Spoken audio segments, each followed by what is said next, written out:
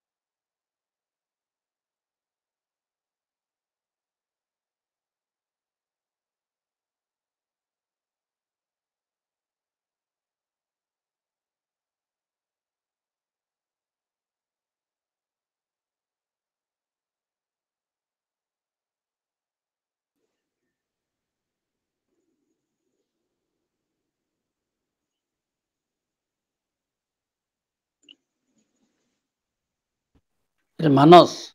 Hello. Manos. Manos. ଆଜ୍ଞା sir. ଆଜ୍ଞା sir. କାଲି ଆସିଥିଲ? କାଲି ଆସିଥିଲ? କାଲି ଆସିନଥିନି ଆଜ୍ଞା। ପରଦିନ?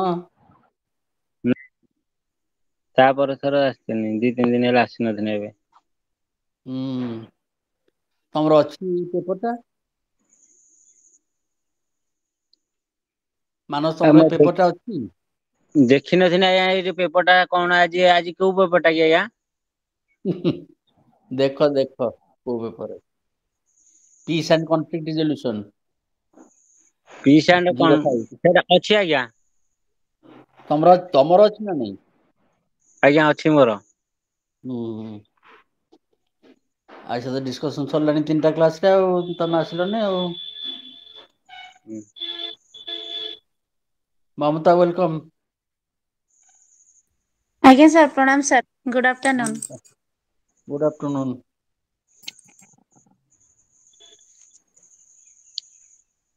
ସବୁ ଠିକ ଠାକ ତ ତମର? ଆଜ୍ଞା ସାର୍। କିଛି କନଫ୍ଲିକ୍ଟ ହେଇନି ତ? ନାଇଁ ସାର୍। କନଫ୍ଲିକ୍ଟ ସବୁ କେମିତି ହୁଏ ତମ ନିଜ ଅଭିଜ୍ଞତାରୁ କହିଲ? ସାର୍ ବର୍ତ୍ତମାନ ସମୟରେ ଯଦି କନଫ୍ଲିକ୍ଟ କହିବି ମୋର ଯଦି ନେଟୱାର୍କ ପ୍ରୋବ୍ଲେମ ହୁଅନ୍ତା କି ମୋର ଚାରିଆଡେ କୌଣସି ନଏଜ ହେଇଥାନ୍ତା ଆଉ ଆପଣଙ୍କ ସହିତ ମୋର କଣ୍ଟାକ୍ଟ ଠିକ ରେ ନ ହେଇ ପାରିଥାନ୍ତା ତାହେଲେ ଏଇଠି କନଫ୍ଲିକ୍ଟ ସୃଷ୍ଟି ହେଇଥାନ୍ତା। ନା ନିଜ ଭିତରେ ପୁଣି କନଫ୍ଲିକ୍ଟ ହୁଏ ନା ନାହିଁ? ଆଜ୍ଞା ନିଜ ଭିତରେ ବି କନଫ୍ଲିକ୍ଟ ହୁଏ। ନିଜ ଭିତରେ କନଫ୍ଲିକ୍ଟ ହୁଏ କାହା କାହା ଭିତରେ ହୁଏ? ନିଜ ଭିତରେ ମାନେ ନିଜର ମତ ଭିତରେ ଦ୍ୱନ୍ଦ୍ୱ ସୃଷ୍ଟି ହେଲେ ଖାଲି କଣ ସେତିକି? ମଣିଷଟି ଗୋଟେ ଆଜ୍ଞା ଚାରି ପାଖୁଡାର ଜୀବ। ଆଜ୍ଞା ଏଇଟା ଏଇଟା ଏଇଟା ଏଇଟା ସ୍ପଷ୍ଟ ହବା ଦରକାର। ଚାରି ପାଖୁଡା ଆଜ୍ଞା ମାନେ ଗୋଟେ ପାଖୁଡା ହେଲା ତାର ଦେହ, ଇନ୍ଦ୍ରିୟ। ଆଜ୍ଞା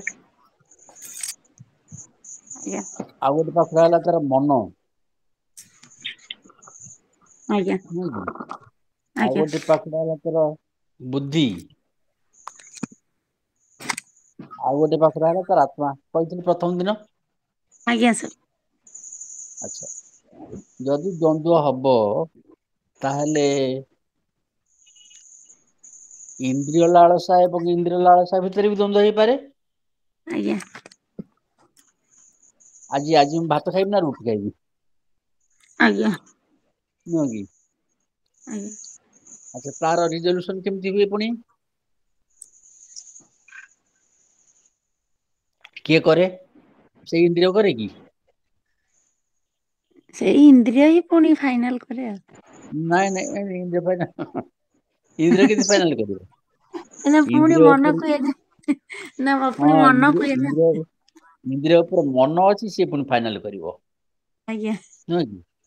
ମନର ଠିକ ଆକର୍ଷଣ ସେମିତି ଯୋଉଠି ବେଶୀ ହବ ସେ ସେଠି କରିବ। ଆଜ୍ଞା। ମନରେ ପୁଣି ଯଦି ଦ୍ୱନ୍ଦ୍ୱ ହେଲା ସମାନ ପ୍ରକାରର ନାଇଁ ଇଏ ବି ଠିକ ସିଏ ବି ଠିକ। ଏଇଟା ବି ଆଜ୍ଞା ମୋର ଲୋଭ ଅଛି ଖାଇବା ପାଇଁ, ସେଇଟା ବି ଲୋଭ ଅଛି ଖାଇବା ପାଇଁ। ତାକୁ ପୁଣି କିଏ ଡିସାଇଡ କରିବ? ହୁଁ ହୁଁ। ବୁଦ୍ଧି। ବୁଦ୍ଧି କରିବ। ବୁଦ୍ଧି ଆଜ୍ଞା ନୁହେଁ କି? ସେ ଆଜ୍ଞା ବୁଦ୍ଧି ଯେତେବେଳେ ବିଚାରଟା କରିବ ସେ ଭଲ ଆଜ୍ଞା ମନ୍ଦ ନେଇକିରି କରିବ। ଭଲ ମନ୍ଦ ଆଜ୍ଞା ମାନେ ଏମ୍ପିରିକାଲ ଲେଭେଲର ଭଲ ମନ୍ଦ। ଆଜ୍ଞା ରୁଟିଟା ଖାଇଲେ ପେଟଟା ଖରାପ ହବ ନାହିଁ। ଆଜ୍ଞା ଭାତଟା ଖାଇଲେ ହୁଏତ ପେଟ ଖରାପ ହେଇପାରେ। ଆଜ୍ଞା ତେଣୁକରି ରୁଟି ପ୍ରିଫର କରିବ। ବୁଦ୍ଧି କହିବ ରୁଟି ଖା। ହୁଁ ହୁଁ। ହେଲା। ଆଜ୍ଞା ତାପରେ ରୁଟି କେତେଟା ଖାଇବ, କେତେବେଳେ ଖାଇବ, କାହିଁକି ଖାଇବ ଏକଥା ପୁଣି କିଏ ଠିକ କରିବ? ଏକଥା ଆତ୍ମା ଠିକ କରିବ। ମାନେ ସେଠି ପର୍ପସ ଆସିଲା। ଆଜ୍ଞା ସେଠି ପର୍ପସରେ ସାଧାରଣ ଭାବରେ କହିଦିଆଯିବ ମଣିଷ କଣ ବଞ୍ଚିବା ପାଇଁ ଖାଉଛି ନା ଖାଇବା ପାଇଁ ବଞ୍ଚୁଛି? ଏମିତିଆ ଗୋଟେ ପ୍ରିନ୍ସିପଲ ସେଠି ଆସିବ। ନୁହଁ ନା?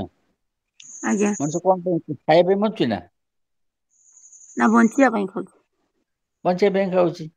ତେଣୁକରି ଆଜ୍ଞା ଯାହା କିଛି ଶରୀର ଯାତ୍ରା ପାଇଁ ଅନିବାର୍ଯ୍ୟ ଆଜ୍ଞା ଯଦି ଯେମିତି ଗୀତାରେ କୁହାଯାଇଛି ଶରୀରଟା ହଉଛି ଗୋଟେ ରଥ ମନ ହଉଛି ତାର ରଥି।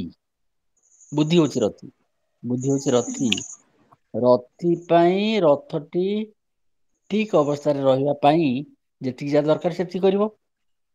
ଆଜ୍ଞା ଯେତେବେଳେ ନାହିଁ ସେତେବେଳେ ଏପଟେ ରୁଟି ଖାଇ ପକେଇବନି। ରୁଟି ଅମୁକ କରିଦେଲେ ହବ ନହେଲେ ସମୁକ କରିଦେଲେ ହବନି। ଏସବୁ ବିଚାର ରହିବନି। ସେମିତି ଏହିପରି ଭାବରେ ହଁ ଏହିପରି ଭାବରେ ଇନ୍ଦ୍ରିୟ ଏବଂ ବୁଦ୍ଧି ୟା ଭିତରେ କନଫ୍ଲିକ୍ଟ ହେଇପାରେ। ସେଇଟାକୁ ଆମେ ଏଥିକ୍ସରେ କଣ କହୁଛେ? ଗୋଟେ ହେଲା ଡିଜାୟାର୍ଡ ଗୋଟେ ହେଲା ଡିଜାରେବଲ। ଆଜ୍ଞା ଇଏ ଗୋଟେ କନଫ୍ଲିକ୍ଟ ହେଲା। ଆଚ୍ଛା ବୁଦ୍ଧି ଭିତରେ ପୁଣି କନଫ୍ଲିକ୍ଟ ହବ ନା ନାଇଁ? ଆଜ୍ଞା ନୀତି ଭିତରେ କନଫ୍ଲିକ୍ଟ ହବ। ଆଜ୍ଞା କଣ କରିବା ଉଚିତ କଣ ଏଇ ଯେମିତି କହନ୍ତି to do or not to do. ଏଇଟା ଏଠି କରିବି ଆଜ୍ଞା ରାସ୍ତାରେ ଯାଉଛି ଦେଖିଲି ଗୋଟେ ଜାଗାରେ ଆକ୍ସିଡେଣ୍ଟ ହେଇକରି ଜଣେ ଲୋକ ପଡିଛି ତାକୁ ନେଇକିରି ମୁଁ ଆଗ ଡାକ୍ତରଖାନା ଯିବି ନା ମୁଁ ମୋ କାମରେ ପଳେଇବି? ଏ ଦିଟା ଯାକ ଡିସିସନ ଅପେକ୍ଷା କରୁଛି। ଯଦି ତାକୁ ନେଇକି ଯାଉଛି ପୁଣି ପୁଲିସ ଆସିବ ମତେ ଥାନାରେ ଯିବାକୁ ପଡିବ ମୁଁ ଯୋଉଠିକି ଯାଉଛି ସେ କାମ ବ୍ୟାହତ ହେଇଯିବ। ତାପରେ ହୁଏତ ପୁଣି ବିଚାର ଆସିବ ବ୍ୟାହତ ହେଲେ ହଉ। ଏଇଟା ବଡ କଥା ନା ଆଉ ମଣିଷ ଜୀବନ ଟା ସର୍ବାଧିକ ମୂଲ୍ୟବାନ ନା ଆଉ। ନୁହଁ କି? ତେଣୁକରି ବୁଦ୍ଧି ଭିତରେ ହଉ ନହେଲେ ଇନ୍ଦ୍ରିୟ ଲାଳସା ଏବଂ ବୁଦ୍ଧି ଭିତରେ ହଉ ଏଗୁଡା ସବୁ ବ୍ୟକ୍ତିଗତ ଲେଭେଲରେ କନଫ୍ଲିକ୍ଟ ହୁଏ। ସେମିତି ବ୍ୟକ୍ତିଗତ ଲେଭେଲରେ ଯୋଉ କନଫ୍ଲିକ୍ଟ ହଉଛି ସେଇଟା ପରିବାର ଭିତରେ କନଫ୍ଲିକ୍ଟ ହେଇପାରେ। ନୁହଁ କି? ବାପା ପୁଅ ଭିତରେ ମା ପୁଅ ଭିତରେ, ବାପା ଝିଅ ଭିତରେ, ମା ଝିଅ ଭିତରେ, ଭାଇ ଭାଇ ଭିତରେ, ଭାଇ ଭଉଣୀ ଭିତରେ, ଭଉଣୀ ଭଉଣୀ ଭିତରେ, ଏମିତି କନଫ୍ଲିକ୍ଟ, ସାନ ବାପା ବଡ଼ ବାପା ଭିତରେ, ଏମିତି ସବୁ କନଫ୍ଲିକ୍ଟ ପାରିବାରିକ। ଆଜ୍ଞା। ତାକୁ କିଏ ରିଜଲ୍ଭ କରିବ? ଉଭୟଙ୍କର ଯିଏ ବନ୍ଧୁ ହେଇଥିବ ସେ ରିଜଲ୍ଭ କରିବ। ଆଜ୍ଞା ନହେଲେ ତାରି ଭିତରୁ ଜଣେ ବାହାରିକିରି ଜଣେ ନିଆଁ ହେଲା ବେଳକୁ ଆଉ ଜଣେ ପାଣି ହେଇଯାଉଥିବ। ହୁଏନି ଏମିତିଆ? ଆଜ୍ଞା। ଯେମିତି ବ୍ୟକ୍ତିଗତ ଲେଭେଲରେ କନଫ୍ଲିକ୍ଟ ହେଲା, ଯେମିତି ପରିବାର ଲେଭେଲରେ ହେଲା, ସେଇଭଳି ଭାବରେ ସୋସିଆଲ ଲେଭେଲରେ ହବ, ଷ୍ଟେଟ ଲେଭେଲରେ ହବ। ଆହୁରି ମଝିକୁ ଛାଡିଗଲେ ସବୁ ଆଡମିନିଷ୍ଟ୍ରେଟିଭ ଡିଭିଜନ ଗୁଡାକ, ପଞ୍ଚାୟତ ଲେଭେଲରେ ହବ, ବ୍ଲକ ଲେଭେଲରେ ହବ, ଡିଷ୍ଟ୍ରିକ୍ଟ ଲେଭେଲରେ ହବ। ଇଏ ସବୁ ଗୋଟେ ଗୋଟେ ୟୁନିଟ୍। ପରିବାର ଭଳିଆ ଇଏ ଗୋଟେ ଗୋଟେ ୟୁନିଟ୍। ପ୍ରଦେଶ ଭିତରେ ହବ, ଉଦାହରଣ ଦେଇଥିଲି। ମହାନଦୀ ଜଳ ବିବାଦ କଥା କହିଥିଲି, ପୁଟିଆ ଭିଲେଜ କଥା କହିଥିଲି। ସେମିତିଆ ଦେଶ ଭିତରେ ହବ। ଏବଂ କୋଉ କାରଣ ସେଟା ଆମେ ଗତକାଲି କିଛି ମାତ୍ରାରେ ଆଲୋଚନା କରିଥିଲେ, ନୁହଁ କି? ଆଉ ଯିଏ ରିଜଲ୍ଭ କରିବ ସିଏ ଆମର ବନ୍ଧୁ ହେଇଥିବ। ଏବଂ ରିଜଲ୍ଭ କରିବାର ତାର ଉଦ୍ଦେଶ୍ୟ ହଉଛି ଏଇଟା ତାର ଯେମିତି ହେଇଛି ମୋର ବି ଦିନେ ହେଇପାରେ। ସେ ସବୁ ଗୁଡିକ ସବୁ ଲୋକଙ୍କୁ ନିଜର ଲୋକ ଏବଂ ନିଜେ ଅନ୍ୟ ଲୋକ ଏଇଭଳି ଚିନ୍ତନ କରି ସେ ତାର ସବୁ ସମାଧାନ କରିବ। କାଲି ମୁଁ କହିଥିଲି ଯେ ଯଦି ଦୁଇ ରାଷ୍ଟ୍ର ମଧ୍ୟରେ ଯୁଦ୍ଧ ହେଲା, ତାହେଲେ ଯିଏ ନ୍ୟାୟ ପକ୍ଷ ହେଇଥିବ ତା ପକ୍ଷରେ ଗୋଟେ ରାଷ୍ଟ୍ର ଯୋଗ ଦେଇକରି ଯୁଦ୍ଧ କରିବ।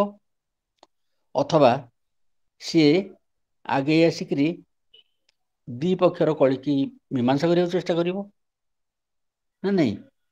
ଏଇଭଳି ଭାବରେ ଧୀରେ ଧୀରେ ଏଇ ଯୋଉ ମାନେ ଆମର କନସେପ୍ଟ ଅଫ କନଫ୍ଲିକ୍ଟ ଏବଂ concept of resolution of conflict ଧୀରେ ଧୀରେ ଏଇଭଳି ଭାବରେ ଜେନେରାଲାଇଜ ହୁଏ। ଆମେ ଫିଲୋସଫିରେ ସବୁ ଡିସକସନ କରୁଛୁ, ତାକୁ ସେଇ ଜେନେରାଲାଇଜ୍ଡ ଫର୍ମ ଗୁଡିକ ଆମେ ଡିସକସନ କରୁଛୁ। ସେଠି ଡେଫିନିସନ ଦଉଛୁ, ତାକୁ କ୍ଲାସିଫାଇ କରୁଛୁ। କନଫ୍ଲିକ୍ଟର ଡେଫିନେସନ କଣ? କନଫ୍ଲିକ୍ଟର କ୍ଲାସିଫିକେସନ କଣ? କନଫ୍ଲିକ୍ଟର ଅବଧି ସବୁ କେତେ, ମାନେ ତା ଡ୍ୟୁରେସନ। କନଫ୍ଲିକ୍ଟ କେତେ ପ୍ରକାରର, କାହାକୁ ନେଇକିରି କନଫ୍ଲିକ୍ଟ, ରିଜଲ୍ୟୁସନ କେମିତି ହବ, ଏଇ ସବୁ ତାର ଡିସକସନର ବିଭିନ୍ନ ଦିଗ, ବୁଝିଲ? ତେବେ କାରଣ ଜାଣିଲେ ତାର ନିରାକରଣ ସମ୍ଭବ। କନଫ୍ଲିକ୍ଟ ବା ୱାର ଗୋଟେ ଗୋଟେ କାର୍ଯ୍ୟ ହୁଏ, ତାହେଲେ କାର୍ଯ୍ୟର ଯଦି କାରଣ ଆମେ ଜାଣିପାରିବା, ତାହେଲେ ତାକୁ ପ୍ରତିରୋଧ କରିପାରିବା, ତାର ସମାଧାନ କରିପାରିବା। ଏଇଟା ହେଲା ଫିଲୋସଫିକ୍ ୱେ ଅଫ୍ ଡିସକସିଂ ଦି ପ୍ରୋବ୍ଲେମ୍ସ। ଆଚ୍ଛା, ବର୍ତ୍ତମାନ ଲେଖିପାର ଗୋଟେ କଥା, ଅକ୍ସଫୋର୍ଡ ଇଂଲିଶ ଡିକ୍ସନାରୀ ୱାରକୁ ଏଇଭଳି ଭାବରେ ଡିଫାଇନ୍ କରୁଛି। War. The term war is defined in Oxford English Dictionary in the following way. Number one,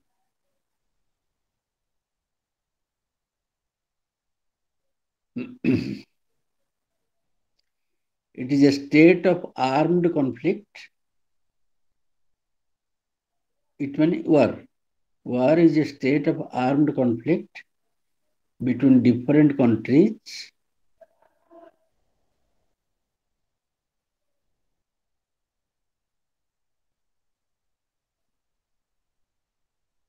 or different groups within a country.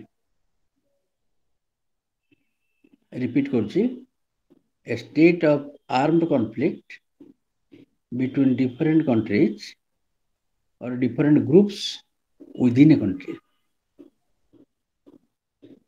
War. Within a country କେମିତି ହଉଛି?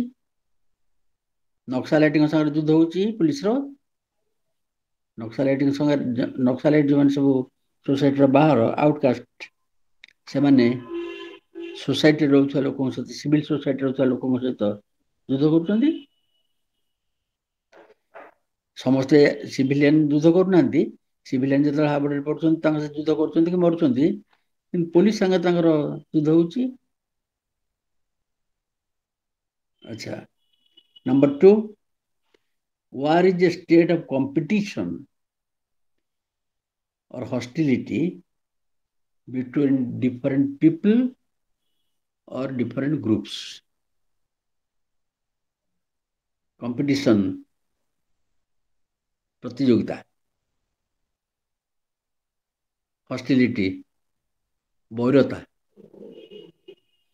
between different people or groups. See भी war. Number 3, war is a sustained campaign, CAMPAIGN, a sustained campaign against an undesirable situation or activity. Undesirable situation or activity. उत्तर पूर्वांचल कौन है से विदेशी नागरिक समस्या नहीं करी बहुत दिन धरी युद्ध चलला, खंड युद्ध चलला भितर sustained campaign against an undesirable situation और एक्टिविटी। बर्तमान ये जो नागरिक आईन लागू होती से नहीं करी देशर विभिन्न स्थान हाई अलर्ट जारी होती, चापा विद्रोह सब देखा जाइए, से गुड़ा सब कॉन्फ्लिक्ट एवं से गुड़ा बड़ आकार धारण कले से वार सिचुएशन। बुझी ଆଜ୍ଞା मान ସାର୍। सब तो ना ସାର୍ ବୁଝୁଛି ସାର୍, ବୁଝୁଛି ସାର୍, ହଉ ବୁଝିବ। ବହୁତ ବଢିଆ କଥା। କୋଉଠି ତମେ ଘରୁ କନେକ୍ଟ କରିଛ ନା ଘରେ ଅଛ? ହଁ ରୁମ ରେ ଅଛି, ଟିକେ ନେଟୱାର୍କ ଟିକେ ଅପ ଡାଉନ ହଉଛି ତ ଟିକେ। ନାଇଁ ପାଗ ବି ଠିକ ନାହିଁ, ନେଟୱାର୍କ ଅପ ଡାଉନ ହଉଛି।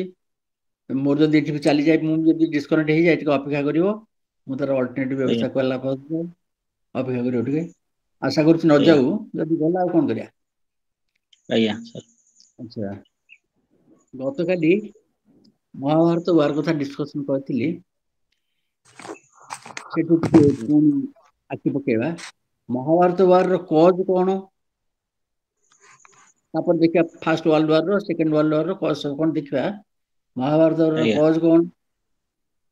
ଆଚ୍ଛା, ଫିଲୋସଫିରେ ଯେତେବେଳେ କଜ ବିଷୟରେ ଆଲୋଚନା କରାଯାଏ, ସେତେବେଳେ ମନେ ଥିବ ଇଣ୍ଡକ୍ଟିଭ ଲଜିକରେ ଯାହା ଇଣ୍ଡକ୍ଟିଭ ଲଜିକ ଥିଲା ନା ମାନସ? ଆଜ୍ଞା ଇଣ୍ଡକ୍ଟିଭ ଲଜିକ ଥିଲା ତ? ଲଜିକ ଅଛି ଆଜ୍ଞା। ଆମେ ଆମର ଏମଏ ର ଲଜିକ କଥା ପଢିନି, +2 ରେ ଯୋଉ ଇଣ୍ଡକ୍ଟିଭ ଲଜିକ ପଢା ହେଇଥିଲା ସେ ଅଛି, ମନେ ଅଛି? ହଁ ସେମିତି ଲଜିକ ଥିଲା ମନରେ, ଆଉ ଟିକେ ଟିକେ ଭୁଲିଗଲିଣି ଆଉ। ଓ ହଉ, ମମତା ମନେ ଅଛି କି? ଆଜ୍ଞା ସାର୍। ମନେ ଅଛି? ସେମିତି ଟିକେ ଟିକେ। ସେଠି ଗୋଟେ ପ୍ଲୁରାଲିଟି ଅଫ କଜେସ କଥା କୁହାଯାଇଛି। ଆଜ୍ଞା। ପ୍ଲୁରାଲିଟି ଅଫ କଜେସ ମାନେ ଗୋଟେ ଘଟଣାର କାରଣ ଅନୁସନ୍ଧାନ କଲା ବେଳକୁ ଆମକୁ ଅନେକ ଗୁଡିଏ ଘଟଣା କାରଣ ଆକାରରେ ଦେଖାଦବ। ସେଇଭଳିଆ ଦେଖିଲେ, ଯେତେବେଳେ ମହାଭାରତ ଯୁଦ୍ଧର କାରଣ ଆମେ ଅନୁସନ୍ଧାନ କରୁଛୁ, ସେତେବେଳେ ବିଭିନ୍ନ କାରଣ ନଜରକୁ ଆସୁଛି। କେମିତି ଦେଖ, ଟିକେ ଟିକେ ଲେଖିଲେ ଲେଖ, ନହେଲେ ଖାଲି ଶୁଣ ଭଲ ଭାବରେ ଟିକେ। ଧୃତରାଷ୍ଟ୍ର ହଉଛନ୍ତି ଗୋଟେ କାରଣ। କେମିତି? Though born blind, Dhritarashtra was desperate to rule. ଅନ୍ଧ ହେଇଥିଲେ କଣ ହବ? ତାଙ୍କର ଶାସନ କରିବାର ଲାଳସା ଅତି ପ୍ରଖର ଥିଲା, ଯେମିତି ହେଲେ ସେ ରଜା ହେବେ। His son's victory in this war would ensure that no one would be left to challenge his right to the Kuru throne. Pandava ମାନେ ହଉଛନ୍ତି ପ୍ରତିପକ୍ଷ, ସେମାନେ ଯଦି ଯୁଦ୍ଧରେ ସବୁ ହତ ହୋଇଯାଆନ୍ତି, ତାହେଲେ ଭବିଷ୍ୟତରେ ଆଉ କୁରୁବଂଶ ହିଁ କୁରୁବଂଶ ଶାସନ ଭୋଗ କରିବ, ଆଉ କେହି ପ୍ରତିସ୍ପର୍ଦ୍ଧା କରିବା ପାଇଁ ନଥିବେ। ବୁଝିଲ? ଆଚ୍ଛା, ତାପରେ he let Pandu rule under duress। ଯେତେବେଳେ ବିବେଚନା କରାହେଲା ରାଜା କିଏ ହବ, ତାଙ୍କ ପିତାଙ୍କ ମୃତ୍ୟୁ ପରେ, କାହାର? ଧୃତରାଷ୍ଟ୍ର ଏବଂ ପାଣ୍ଡୁଙ୍କ ପିତାଙ୍କ ମୃତ୍ୟୁ ପରେ ଶାନ୍ତନୁ, ସେତେବେଳେ ଧୃତରାଷ୍ଟ୍ର ଯେହେତୁ ଅନ୍ଧ ଥିଲେ, ତାଙ୍କୁ ରାଜା ହବାରୁ ବଞ୍ଚିତ କରାହେଇଥିଲା। ପଣ୍ଡୁ ରାଜା ହେଇଥିଲେ, କିନ୍ତୁ ପଣ୍ଡୁ ଯେତେବେଳେ ମରିଗଲେ, Amiyakanta, hello, Yes, sir. coming for the first time? Yes, sir. ତମର ଅଛି conflict resolution, peace and conflict resolution ଅଛି ପେପର? Yes, sir. ଆଚ୍ଛା, 3ଟା କ୍ଲାସ ତ ଆଲୋଚନା ସରିଲାଣି, ଖଣ୍ଡିତ ଆଲୋଚନା ଶୁଣ। Oh, sir. ମହାଭାରତର ଧୃତରାଷ୍ଟ୍ର ହଉଛନ୍ତି ତାର କଜ।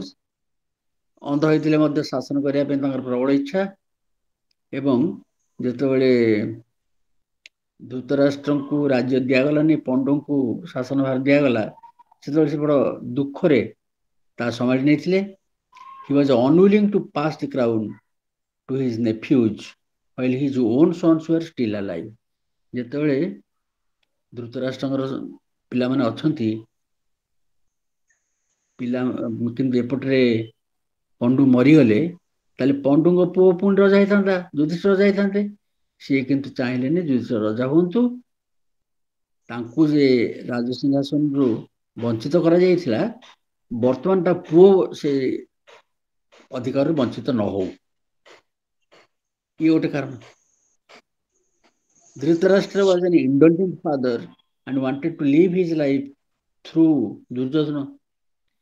ସେ ପିଲାମାନଙ୍କ ପ୍ରତି ଏତେ ସ୍ନେହଶୀଳ ଥିଲେ, ଏତେ ମାତ୍ରାରେ ତାଙ୍କ ଉପରେ ଡିପେଣ୍ଡ କରୁଥିଲେ, ଯେ ଦୁର୍ଯ୍ୟୋଧନ ରଜା ହେଲେ ତାଙ୍କ ଜରିଆରେ ରାଜ୍ୟର ସମସ୍ତ ରାଜସୁଖ ସେ ଭୋଗ କରିବେ, ଏଇ ଲାଳସା ଥିଲା। ଦେଖ, ବ୍ୟକ୍ତିଗତ ଲାଳସା କିପରି ପାୱାର ସହିତ ସଂଯୁକ୍ତ ହେଇକରି କି ଭୀଷଣ ଆକାର ଧାରଣ କରିପାରେ ଏବଂ କି ଭୀଷଣ ପରିଣତି ତାର ହେଇପାରେ। Dhritarashtra wanted nothing to stand between his sons and their wishes। କୌଣସି ବାଧା ରହୁ, ଏଟା ସେ ଜମା ଚାହିଁଲେନି ତାଙ୍କ ପୁଅର ଲାଳସା ଏବଂ ଲାଳସା ଚରିତାର୍ଥ ହବା ମଧ୍ୟରେ କୌଣସି ପ୍ରତିବନ୍ଧକ ନ ରହୁ। So desperate was he to rule as a king, he was unwilling to let go of the throne even after the war। ଯୁଦ୍ଧ ପରେ ମଧ୍ୟ ସେ ଶାସନ କ୍ଷମତା ହସ୍ତାନ୍ତର କରିବାକୁ ଚାହୁଁଥିଲେ। Even after all his sons and grandsons were dead, the king could not let go of the crown। ତଥାପି ସେ ମୁକୁଟ ଟ୍ରାନ୍ସଫର କରୁନଥିଲେ। କୁରୁକ୍ଷେତ୍ର ଯୁଦ୍ଧ ପରେ ମଧ୍ୟ ଯେତେବେଳେ ପୁଅ ମରିଗଲେଣି, ପୁତ୍ରା ମରିଗଲେଣି, ତଥାପି ସେ ନିଜେ ସେ ଅବସ୍ଥାରେ ମଧ୍ୟ ଶାସକ ହେଇକି ରହିବେ ବୋଲି ଚାହୁଁଥିଲେ। ଇଏ ହେଲା ଗୋଟେ କାରଣ। କି ଏତେ କଥା ଭିତରେ, ଧୃତରାଷ୍ଟ୍ରଙ୍କର ଏତେ ଆସ୍ପେକ୍ଟ ଭିତରେ, ଧୃତରାଷ୍ଟ୍ର ଗୋଟିଏ ମାତ୍ର କାରଣ। ପୁଣି ଆଉ ଅନ୍ୟ କାରଣ ହେଲେ କୌରବ ମାନେ, ତାଙ୍କ ପିଲାମାନେ।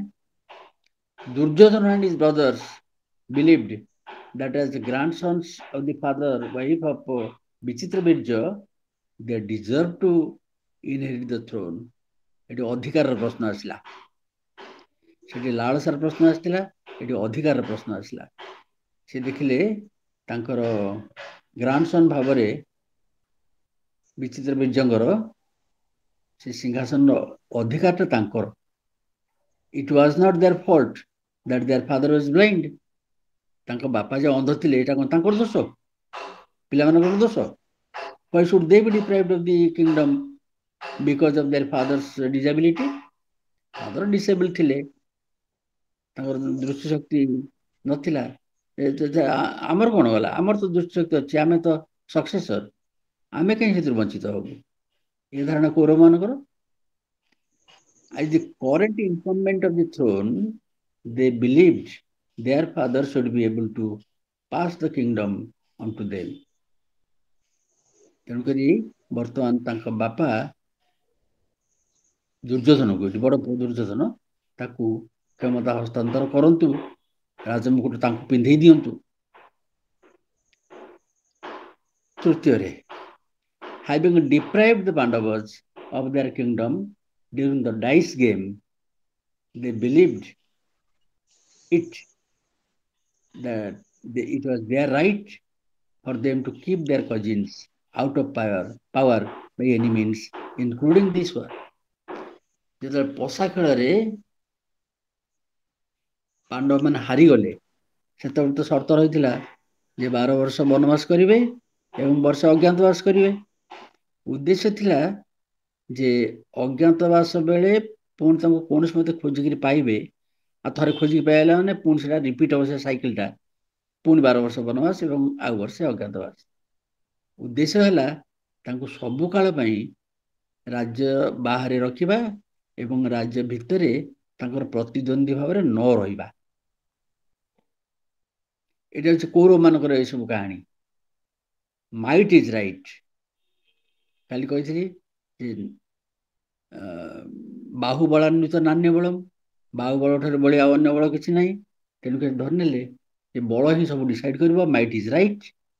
Having conquered their rival by means fair or foul, it was their right to keep whatever they had amassed at whatever cost. ତେଣୁକରି ସେ ଶକ୍ତି ଦ୍ୱାରା ସବୁ ଅଧିକାର କରିବେ ଏବଂ ଶକ୍ତି ଦ୍ୱାରା ସବୁ ସଂରକ୍ଷିତ କରି ରଖିବେ। ଆଚ୍ଛା, having the likes of Bhishma, Drona and Karna on their side,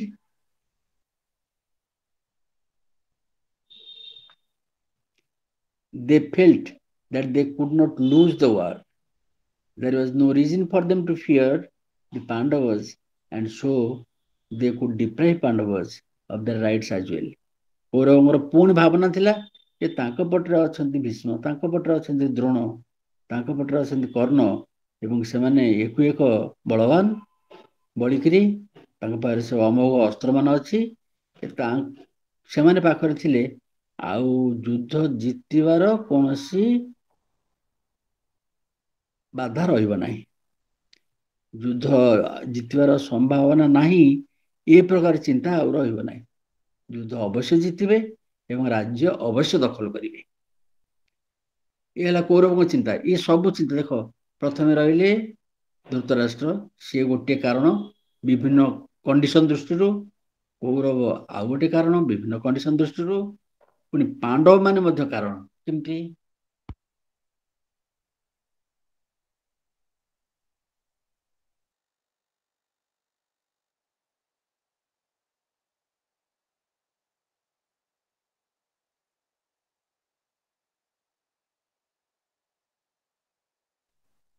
Pandava ମାନେ କାରଣ ଏହିପରି ଭାବରେ, as the sons of Pandu, they felt they were the rightful heirs to the throne. Pandu ରାଜା ହେଇଥିଲେ ଏବଂ ଧୃତରାଷ୍ଟ୍ର ଅଯୋଗ୍ୟ ବୋଲି ଘୋଷିତ ହେଇଥିଲେ। ଯେହେତୁ ପଣ୍ଡୁ ମରିଗଲେ, ବର୍ତ୍ତମାନ ରାଜମୁକୁଟ ପଣ୍ଡୁଙ୍କର ଜ୍ୟେଷ୍ଠ ପୁତ୍ର ପିନ୍ଧିବା ଉଚିତ, এটা ଅଧିକାର ଆସିଲା। Their uncle Dhritarashtra was a regent in their minority and should have passed the throne to them. ସେ ହେଉଛନ୍ତି ଜୁନିୟର ଟୁ ପଣ୍ଡୁ, ତେଣୁକରି ଯଦି ସେ କୌଣସି ଭାବରେ ରାଜମୁକୁଟ ପିନ୍ଧିଥିଲେ ଆଉ ନୁହଁ, ବର୍ତ୍ତମାନ ସେ ତାହା ତ୍ୟାଗ କରି ପଣ୍ଡୁଙ୍କ ପୁତ୍ରକୁ ଦେଇଦେବା ଉଚିତ।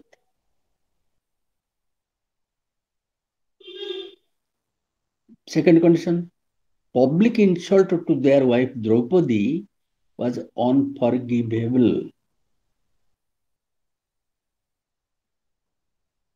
especially as Kauravas were unrepentant in their attempt to denude her in public. ଦ୍ରୌପଦୀଙ୍କର ଯୋଉ ଅପମାନ ହେଲା କୁରୁସଭାରେ, ତା ଅକ୍ଷମଣୀୟ ଅପରାଧ। Just as the insult was public, its counter, the war, had to be just as public. ଯେମିତି ପବ୍ଲିକଲି ତାଙ୍କୁ ଅପମାନିତ କରାଯାଇଛି, ତାଙ୍କର ସତୀତ୍ୱ ଲୁଣ୍ଠନ କରାଯାଇଛି, ଠିକ୍ ସେହିପରି ପବ୍ଲିକରେ ତାଙ୍କୁ ମଧ୍ୟ ଅପମାନିତ ଏବଂ ଅବଦମିତ କରାଯିବା ନିହାତି ଉଚିତ ବୋଲି ପାଣ୍ଡବଙ୍କର ଧାରଣା ହେଲା। So their patience had now worn thin and they were no longer hopeful of a negotiated settlement, allowing them a fair share in the ancestral kingdom.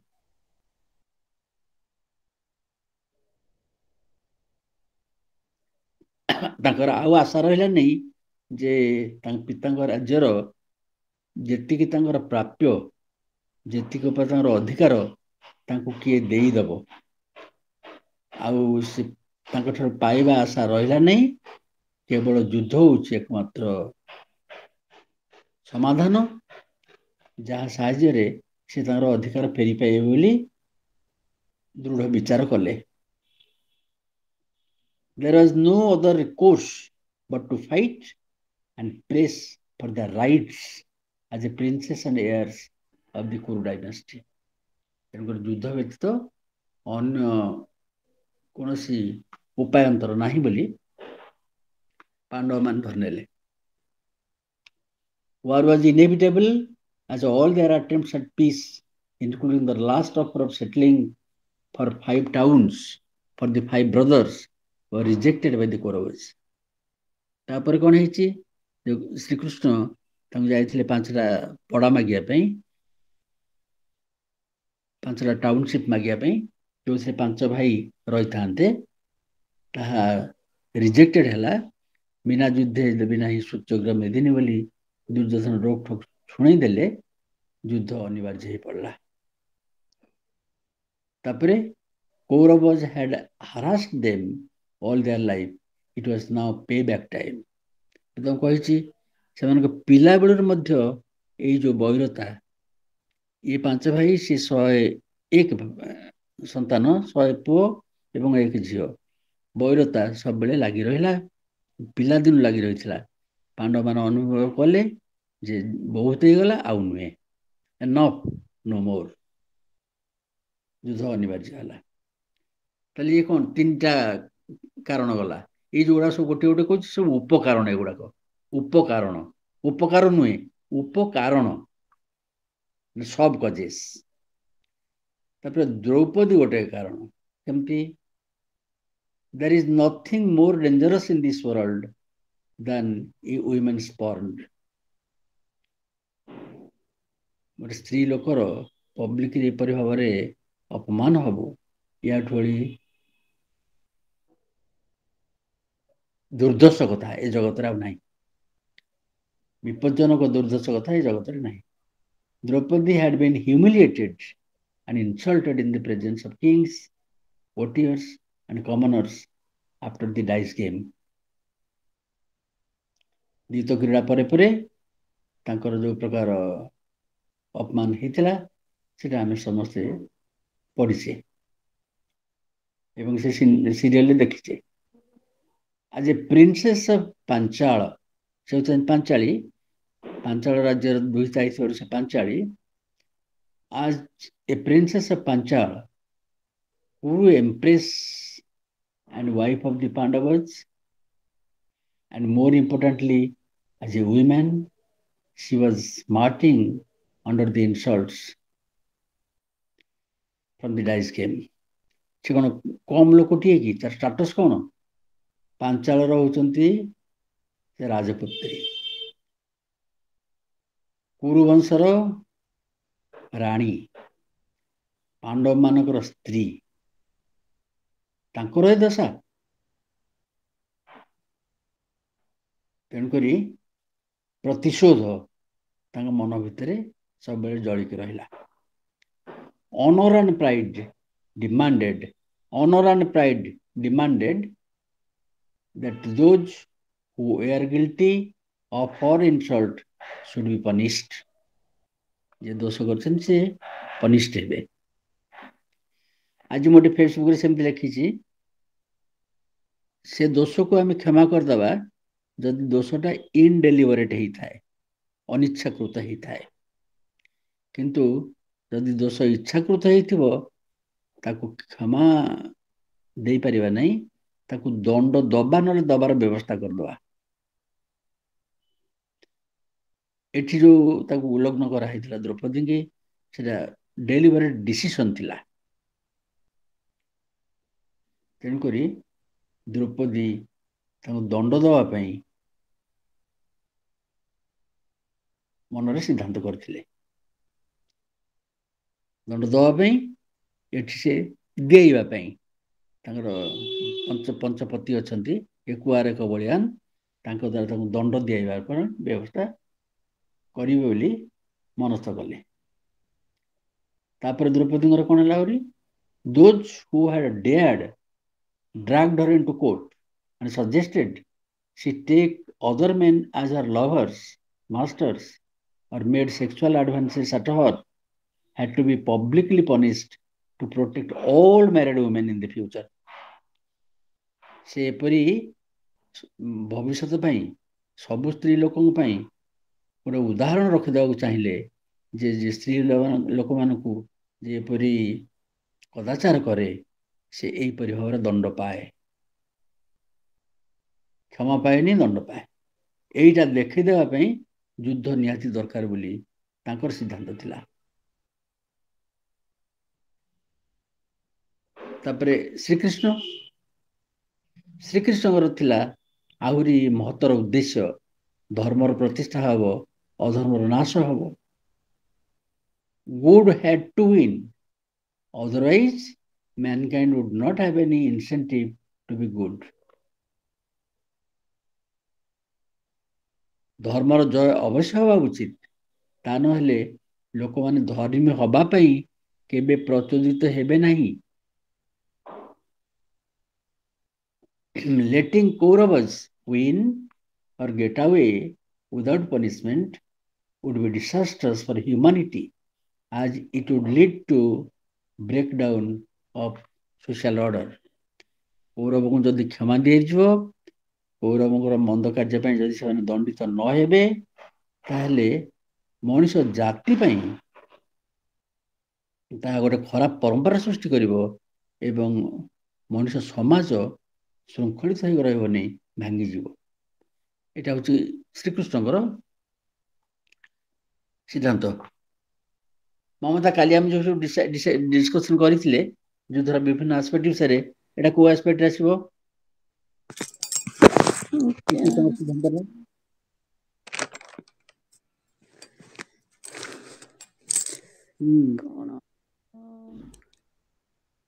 कौन आसो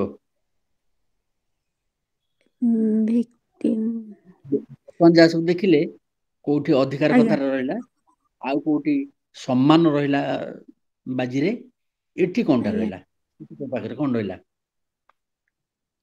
माने निजर सेल्फ डिफेंस ना सेल्फ डिफेंस निजर माने सेल्फ डिफेंस कथा आसियो निजर सम्मान हम काल जगह था मन पे रखुन किछि तुम तो लाइटली नहीं जाइछ ना कोन एटा होछि मोरल ऑर्डर एटा मोरालिटी कथा नैतिकता मोरालिटी कथा मूल्यबोध कथा एठी मनुष्य मूल्यबोध से विषय काल गोटे आलोचना करथिले। मनुष्यर मनुष्यत्व सहित तार अधिकार, तार स्वाधीनता, तार सुरक्षा, तार मूल्यबोध किपरि अंगांगी भाव जड़ित आम देख नथिले। बर्तमान श्रीकृष्ण जो कथा से हूँ मूल्यबोध विषय कथा। गुड मेन कथा कहले प्राग गुड हैड टू विन। गुडटा कौन गोटे मूल्यबोध ना जीवन मूल्यबोध सीटा तापर जो कहले सोशल ऑर्डर सेटा गोटे मूल्यबोध कथा श्रृंखला। No one would be safe, women law abiding citizens, weak people etcetera एटा सुरक्षा कथा।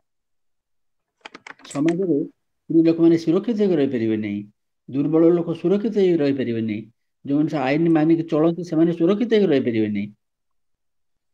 एपरी असुरक्षित ରହିଲେ ସମାଜ ଭାଙ୍ଗିଯିବ। ଏଇଟା ହଉଛି ଶ୍ରୀକୃଷ୍ଣଙ୍କର କନସିଡରେସନ। ଠିକ ଅଛି। having personally tried all social, political, ethical, moral and spiritual arguments to help the cousins live in peaceful cooperation, ସବୁ ରକମର ଚେଷ୍ଟା କରାହେଲା ଶ୍ରୀକୃଷ୍ଣଙ୍କ ତରଫରୁ, ସାମାଜିକ, ରାଜନୈତିକ, ନୈତିକ ଏବଂ ଆଧିଭୌତିକ ଯେତେ ସବୁ ଚେଷ୍ଟା କରାଯାଇ ପାରନ୍ତା ସବୁ ଚେଷ୍ଟା କଲେ, ସଫଳ ହେଲାନି, ତେଣୁକରି ଯୁଦ୍ଧ ଅନିବାର୍ଯ୍ୟ। This war was just to be inevitable consequence of Kaurava implacable entrenchment of their views. ସେମାନେ ଯେହେତୁ ତାଙ୍କ ମତରୁ ଟିକେ ହେଲେ ଚଙ୍କିଲେ ନାହିଁ, ଭାଇମାନଙ୍କ ସହିତ ଶାନ୍ତିପୂର୍ଣ୍ଣ ଭାବରେ ରହିବା ପାଇଁ ଯେହେତୁ ତାଙ୍କର ଇଚ୍ଛା ବଳିଲା ନାହିଁ, ଶ୍ରୀକୃଷ୍ଣ ଦେଖିଲେ ଯେ ଯୁଦ୍ଧ ଅନିବାର୍ଯ୍ୟ। ସେ ତ ଅବତାର ପୁରୁଷ, ସେ ଆସିଛନ୍ତି ଜଗତରେ କେମିତି ଅଧର୍ମର ନାଶ ହେବ ଏବଂ ଧର୍ମର ପ୍ରତିଷ୍ଠା କରାଯିବ। ତେଣୁକରି ସେ ଇଣ୍ଟରଭେନ୍ କରୁଛନ୍ତି। ଇଣ୍ଟରଭେନସନଟା ବି କେମିତି ମୋରାଲ, ମୁଁ କହିଥିଲି ଏବଂ ଆଜି ବି କହିଲି, ଯେଉଁମାନେ କନଫ୍ଲିକ୍ଟ ଗୋଟେ ଦେଖିବେ ଧର୍ମୀୟ ଲୋକ, ସିଏ ଆସିକିରି ତୁରନ୍ତ ସେ ହ୍ୟୁମାନ ନେଚର କହିବେ ଆସିବା ପାଇଁ।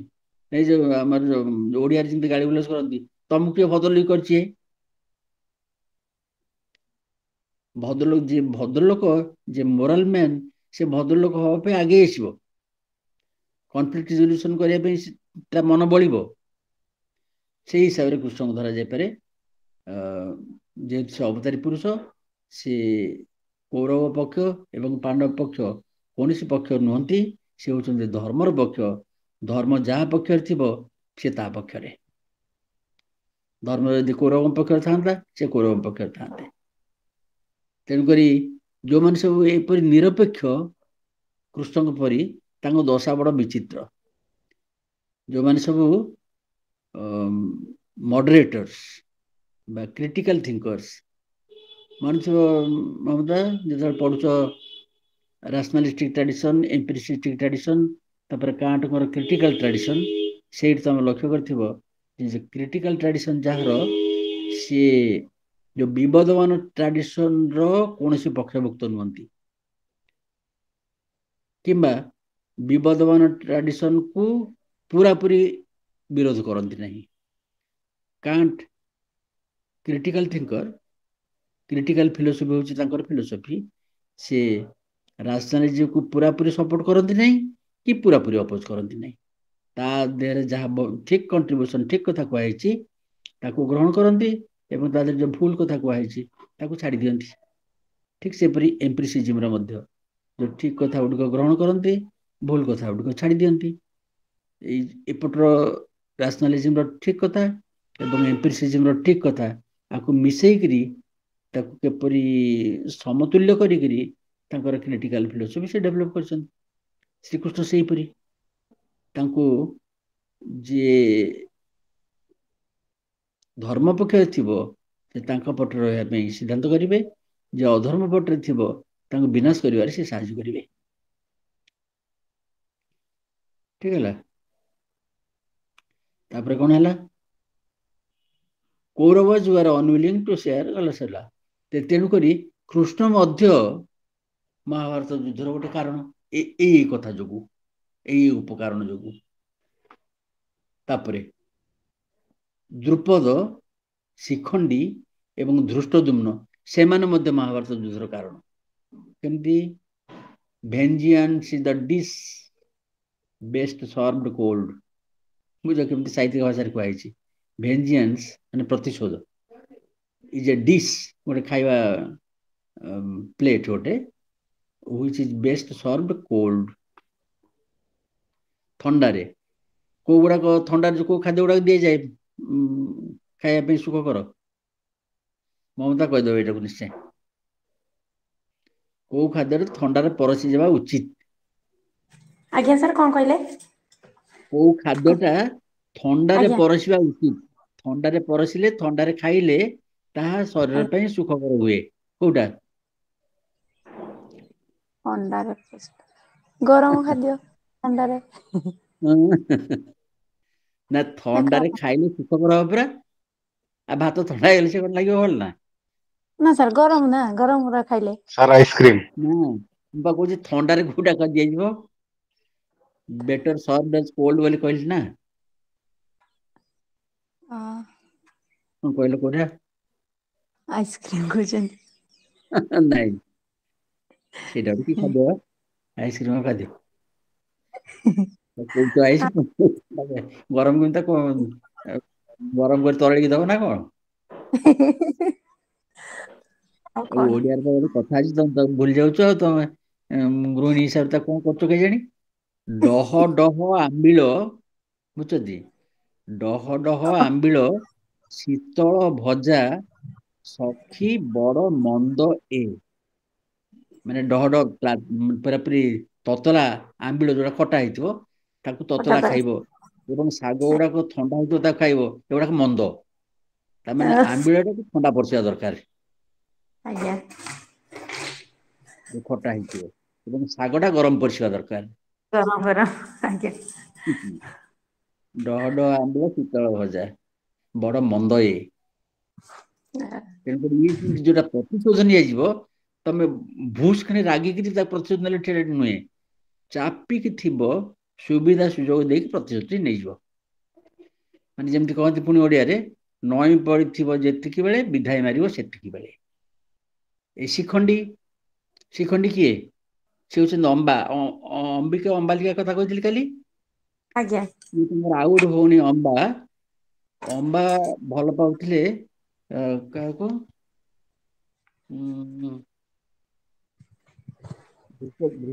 କଣ ତା ନା ଓହୋ ଅମ୍ବା ଭଲ ପାଉଥିଲେ ଅମ୍ବାକୁ ଆଣିଥିଲି ସ୍ଵୟଂବର କରିବା ପାଇଁ ଆଙ୍କ ସାଙ୍ଗରେ ବିଚିତ୍ର ବୀର୍ୟଙ୍କ ସାଙ୍ଗରେ 3 ଜଣଙ୍କୁ ଧରି ଆଣିଥିଲା କାଶୀରୁ ଏ 3 ରାଜକୁମାରୀଙ୍କୁ ଧରି ଆଣିଥିଲେ ଅମ୍ବା ଅମ୍ବିକା ଅମ୍ବାଲିକା ବୁଝିଲ ନା କିଏ ଧରି ଆଣିଥିଲେ ବିଷ୍ଣୁ। ହଁ। ଅମ୍ବା କାହାକୁ ଭଲ ପାଉଥିଲେ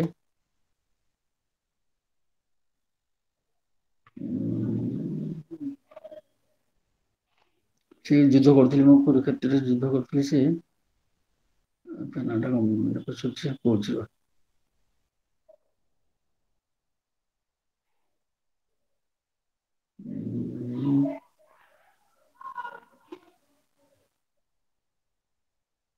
ଅମ୍ବା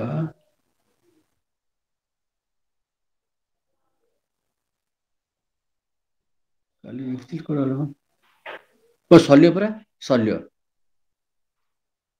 ଶଲ୍ୟକୁ ସେ ଭଲ ପାଉଥିଲେ ତେଣୁକରି ଶଲ୍ୟକୁ ଭଲ ପାଉଥିଲେ କହିଲେ ମତେ ଛାଡିଦିଅ ମତେ ଶଲ୍ୟଙ୍କୁ ବାହା ହେବା ପାଇଁ ଦିଅ କାହାକୁ କହିଲେ ବିଷ୍ଣୁକୁ କହିଲେ।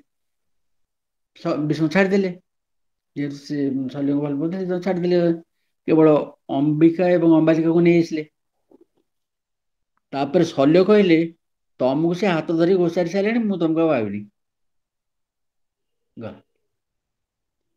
ସେଇଠି ରହିଲା ପ୍ରତିଶୋଧର ଅଗ୍ନିଟା ସେଇଠି ଜଳିଲା ସେଇଠି ସମ୍ମାନ କ୍ଷୁର୍ଣ୍ଣ ହେଲା। ପ୍ରତିଶୋଧ ନେବା ପାଇଁ ରହିଲେ କିନ୍ତୁ ସେ ଜନ୍ମରେ ସେ ପ୍ରତିଶୋଧ ହେଇପାରିଲାନି। ତା ପର ଜନ୍ମରେ ସିଏ ଶିଖଣ୍ଡୀ ଭାବରେ ଆସି ଜନ୍ମ ହେଲେ ଏବଂ ତାକୁ ପ୍ରତିଶୋଧ ନବା ପାଇଁ ସୁଯୋଗ ଉଣ୍ଡୁଥିଲେ ଏବଂ ସେଇଟା ତାଙ୍କୁ ମିଳିଲା କୁରୁକ୍ଷେତ୍ର ଯୁଦ୍ଧରେ।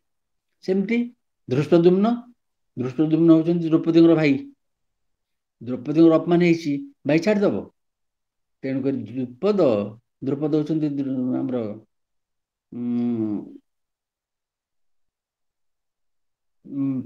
ଆଙ୍କ ବାପା ଇଏ ବାପା ଇଏ ହଉଛନ୍ତି ଭାଇ ଶିଖଣ୍ଡୀ ହଉଛନ୍ତି ଫ୍ରଷ୍ଟ୍ରେଟେଡ ଅମ୍ବା। ସେଇଥିପାଇଁ କୁହାହେଲା vengeance is a dish best served cold. ଯୋଉ ପ୍ରତିଶୋଧ ନବ ତାକୁ ଧୀରେ ସୁସ୍ଥେ ସୁଯୋଗ ଦେଖିକିରି ନବ। Loss of half of Panchala to Drona had been hard on the Panchala royal family sense of honor. ଏ ଦ୍ରୋଣକୁ ଯୋଉ ଅଧା ସାମ୍ରାଜ୍ୟ ଦେଇଥିଲେ ସିଏ ପୁଣି ଗୋଟେ ଆଉ ଅନ୍ୟ କାହାଣୀ ଅଛି ସେଇଟା ତାଙ୍କ ପାଖରେ ଅସହ୍ୟ ହେଇଥିଲା ତାଙ୍କ ସମ୍ମାନ କ୍ଷୁର୍ଣ୍ଣ ହେଇଥିଲା। This war was their chance to regain and reunite their kingdom। ଏଠି ଦ୍ରୋଣ ଅଛନ୍ତି ପ୍ରତିପକ୍ଷରେ ଦ୍ରୋଣକୁ ହରେଇକି ଦ୍ରୋଣକୁ ମାରିକିରି ତାଙ୍କ ସାମ୍ରାଜ୍ୟର ଯୋଉ ଅଧିଷ୍ଠ ନେଇଥିଲେ ଗୁରୁ ହିସାବରେ ତାଙ୍କୁ କେମିତି କ'ଣ ନେଇଥିଲେ ସେକୁ ଫେରେଇ ଆଣିବା ପାଇଁ ଏଇଟା ଗୋଟେ ସୁଯୋଗ। ତାଙ୍କୁ ଯୁଦ୍ଧ ହବ। Draupadi's insult in the Kuru court was as much an insult to the Pandavas as to the Panchalas. ପାଞ୍ଚାଳୀଙ୍କ ରାଜ୍ୟ ପାଞ୍ଚାଳ, ତେଣୁକରି ପାଞ୍ଚାଳ ରାଜ୍ୟ ପାଇଁ ମଧ୍ୟ ସେଟା କମ କଥା ନୁହଁ, ରାଜ୍ୟ ଅପମାନିତ ହେଇଛି। All those who were responsible for this shameful episode, ଏପରି ଲଜ୍ଜାଜନକ ଏପିସୋଡର ଯୋଉମାନେ ସବୁ କାରଣ, had to be punished and killed in the war to restore the honor of Panchala clan. ତାପରେ ଆଉ ଜଣେ କାରଣ ଅଛନ୍ତି, ସେ ହଉଛନ୍ତି କର୍ଣ୍ଣ। Ever since he gatecrashed the graduation ceremony of the Kuru prince, Karna despised Pandavas for their perceived lack of respect for his prowess. ଲାଖବିନ୍ଧା କଥା ମନେ ଥିବ, ତାଙ୍କୁ ସେଠି ଅଯୋଗ୍ୟ ଘୋଷଣା କରାହେଇକି ବାହାର କରିଦିଆ ହେଇଥିଲା। ଲାଖବିନ୍ଧାରେ ସେ ଭାଗ ନେଇପାରିଲେନି। ଅଦରୱାଇଜ ଲାଖବିନ୍ଧାର ବୋଧେ ସିଏ ଜିତି ଯାଇଥାନ୍ତେ ଏବଂ ଦ୍ରୌପଦୀଙ୍କୁ ସେବା ହେଇଥାନ୍ତେ। ତାଙ୍କ ମନରେ ସେଠି ରହିଲା ପ୍ରତିଶୋଧର ଅଗ୍ନି। He wanted to provide that he was superior to them in every respect. ସେ ପାଣ୍ଡବମାନଙ୍କଠୁ ଯେ ସୁପିରିୟର, ପାଣ୍ଡବଙ୍କ ଭାଇ ସେ ଜାଣିନଥିଲେ, ତାଙ୍କୁ କୁହା ହେଇନଥିଲା ସେଇଟା, ତାଙ୍କୁ ତ ଭସେଇ ଦେଇଥିଲେ ତାକୁ ସେପଟରେ ତାକୁ ଶବରରାଜ ତାଙ୍କୁ ପାଳନ କରି ରଖିଥିଲା। ତେବେ ସେ ଲାଖବିନ୍ଧା ପ୍ରତିଯୋଗିତାରୁ ତାଙ୍କୁ ବଞ୍ଚିତ କରାଯାଇଥିଲା, ତାଙ୍କ ମନରେ ସେଟା ରହିଲା। This battle would help prove Karna's prowess and prove to the world once and for all that he was superior to Arjuna in archery and other arts of war. ଯୁଦ୍ଧର ସମସ୍ତ ବିଦ୍ୟାରେ ସେ ଯେ ଅର୍ଜୁନଙ୍କଠୁ ଅଧିକ ପାରଙ୍ଗମ, ସେ ହେଉଛନ୍ତି ପରଶୁରାମଙ୍କ ଶିଷ୍ୟ, ଇଏ ହେଉଛନ୍ତି ଦ୍ରୋଣଙ୍କ ଶିଷ୍ୟ। ତେଣୁକରି ପରଶୁରାମ ଶିଷ୍ୟ, ଗୁରୁ ଅଲଗା ହେଇଗଲେ। ଦେଖ ଏଥିରେ ପୁଣି କେମିତି ପ୍ରତିଯୋଗିତା, ଗୁରୁ ଅଲଗା ହେଇଗଲେ, ତେଣୁକରି ମୋ ଗୁରୁ ତାଙ୍କ ଗୁରୁ ଅପେକ୍ଷା ଯେ ଶ୍ରେଷ୍ଠ ଏଟା ମୁଁ ଦେଖିବାକୁ ଚାହିଁବି। Bhishma, Drona, କୃପାଚାର୍ଯ୍ୟ had always derided Karna for not being good enough to fight with Arjuna. Bhishma, Drona ଏବଂ କୃପାଚାର୍ଯ୍ୟ ଏମାନେ ସବୁବେଳେ କର୍ଣ୍ଣକୁ ଅବହେଳା କରି ଆସିଛନ୍ତି। This war was his opportunity to prove them all wrong. ତାଙ୍କୁ ସମସ୍ତଙ୍କ କଥାକୁ ଭୁଲ ପ୍ରମାଣିତ କରିବା ପାଇଁ କର୍ଣ୍ଣଙ୍କ ପାଇଁ ଏଟା ଗୋଟେ ସୁଯୋଗ ହୁଅନ୍ତା। କର୍ଣ୍ଣ ଚାହୁଁଛନ୍ତି ଯୁଦ୍ଧ ହଉ। Karna hated Draupadi for having rejected him during her Swayamvar. He wanted to repay her insult for insults at every opportunity. Depriving her of her husbands in a war was an opportunity too good to miss. Embittered by lifelong hate for the Pandavas, Karna could not befriend them even when he found out they were his own brothers.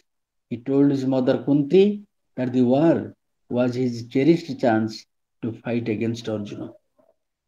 ଜାଣି ସାରିଲା ପରେ ମଧ୍ୟ ସେ ଯୁଦ୍ଧରୁ ବିରତ ହେଲେନି ଅର୍ଜୁନ ସହିତ ଯୁଦ୍ଧ କରିବା ପାଇଁ, ସେ କୁନ୍ତିଙ୍କୁ ପରିଷ୍କାର କହିଦେଲେ। ତାପରେ ସେ କବଚ କୁଣ୍ଡଳ କଥା ଅଛି, ସେ ସବୁ ଜାଣିଥିବ।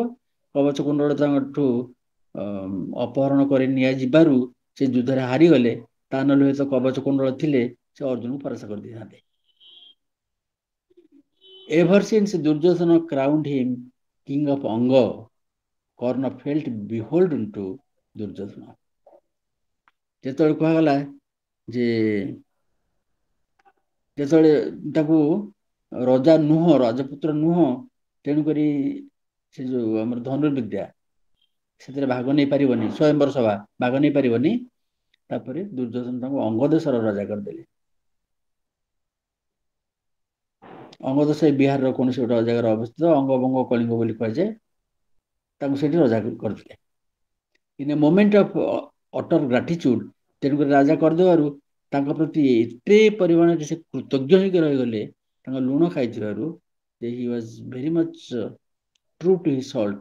ଦୁର୍ଯ୍ୟୋଧନକୁ କେବେ ସେ ଛାଡ଼ି ଯାଆନ୍ତି। ଏଠି ଯେମିତି ବର୍ତ୍ତମାନ ଦଳ ବଦଳୁଛନ୍ତି, ତାର 25 ବର୍ଷ ଗୋଟେ ଦଳ ରହିଥିଲେ ମଧ୍ୟ ସେ ଏଇ ଦଳକୁ ଛାଡ଼ିକିରି ଆଉ ଗୋଟେ କୋଉ ଦଳରେ ମିଶି ଯାଉଛନ୍ତି। ସେ ଧରଣର ନୈତିକତା, ଅନୈତିକତା ସେମାନଙ୍କର ନଥିଲା। ସେମାନେ ଥିଲେ ନୈତିକ ପୁରୁଷ, ନୀତି ପାଇଁ जीवन हार दौले मरी जाऊले। He vowed to support Duryodhan through thick and thin। जेते जहाँ आसुब से सपोर्ट करियो बोली से सिद्धांत करथिले। If need be, he was willing to repay Duryodhana for his largeness with his own life। The war was his chance to pay। तेणुकर Duryodhan ऋण सुझिया ये युद्ध हूँ गोटे सुजोग। तेणुकर सी चाहते युद्ध हो पुणी तार कारण आहरी अच्छा सी होती शकुनी। शकुनी अफेंडेड फिल करते कहीं भौणी किए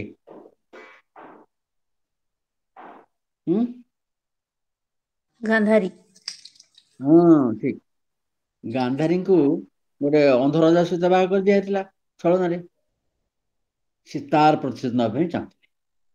this war would avenge the perceived insult of his beautiful sister having to marry a blind man। Shakuni never recognized the fact that marrying Dhritarashtra allowed his sister to be a queen of a large kingdom। Had his sister married Pandu, she would have been a widow for the best part of her life। Desperate to please and indulge his nephews, Shakuni was willing to do anything to ensure that his nephews got everything they wanted। He had been trying to get rid of Pandavas for years।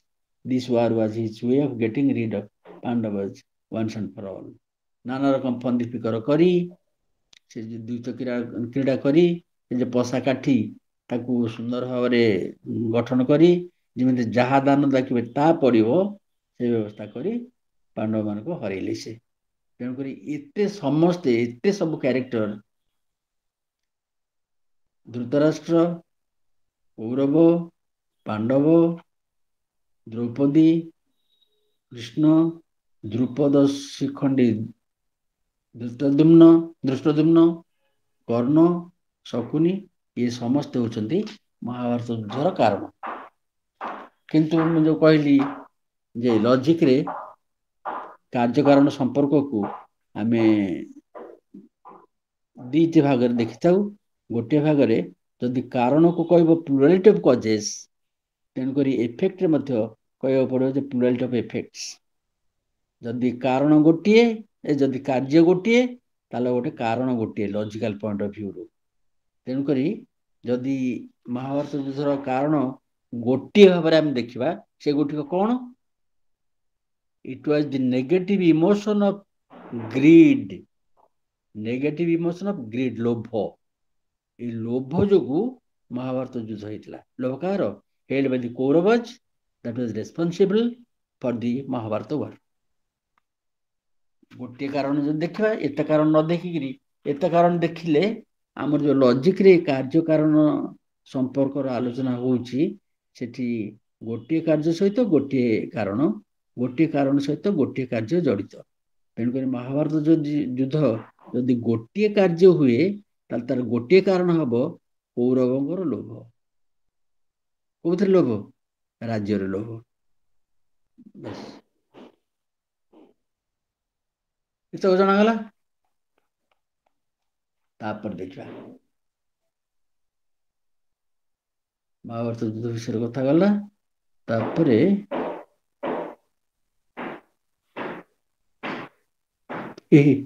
छाड़ देली कौन तापर बा are कथा कह ना देखु एगोटे सब ऐतिहासिक जिनस पुराण जिनस आ सब मन के यूज करिया पड़ो।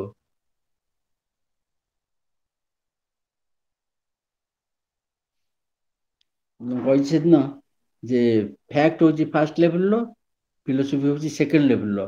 फास्ट लेवल कथा रू फिलोसफिकल लेवल कथा आराइज करे से गला आम महाभारत कथा युद्धर कारण। वर्तमान विचार कर वर्ल्ड वार फास्ट कारण कौन।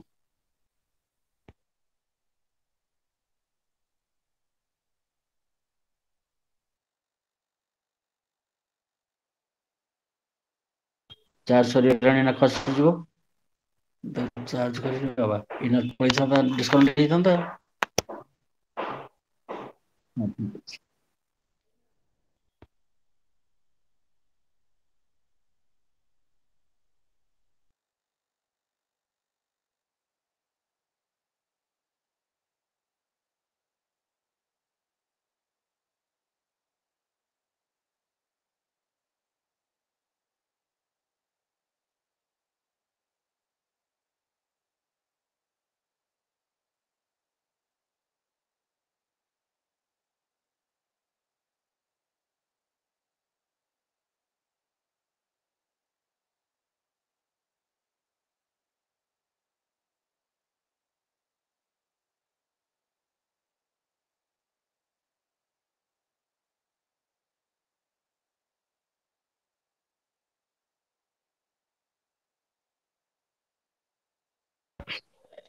ଓଟ ପିଠିରେ ନଡା ନଦିଲା ବେଳେ ନଡା ନଦୀ ନଦୀ ଓଟ ପିଠି ଭାଙ୍ଗିଗଲା, ସେ ଯୋଉ ଗପ ଶୁଣିଛନ୍ତି?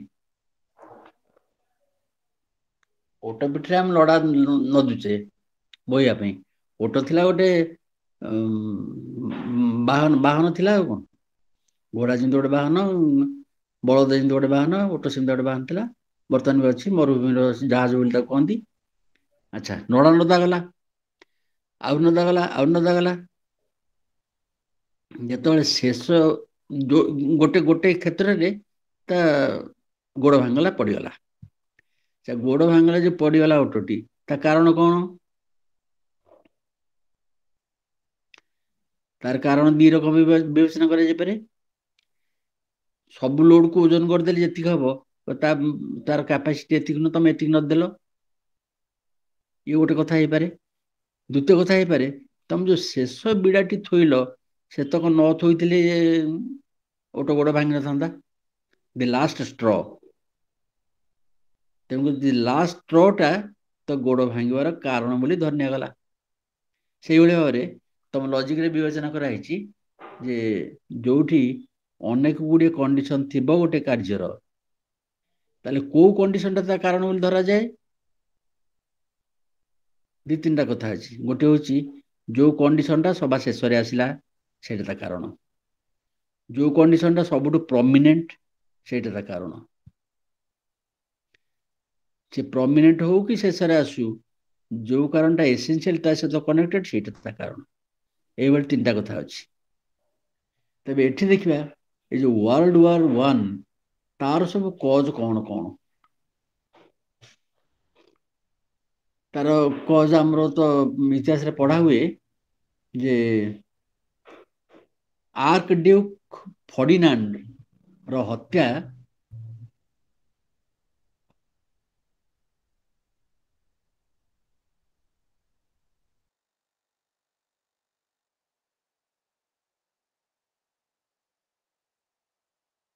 କମ୍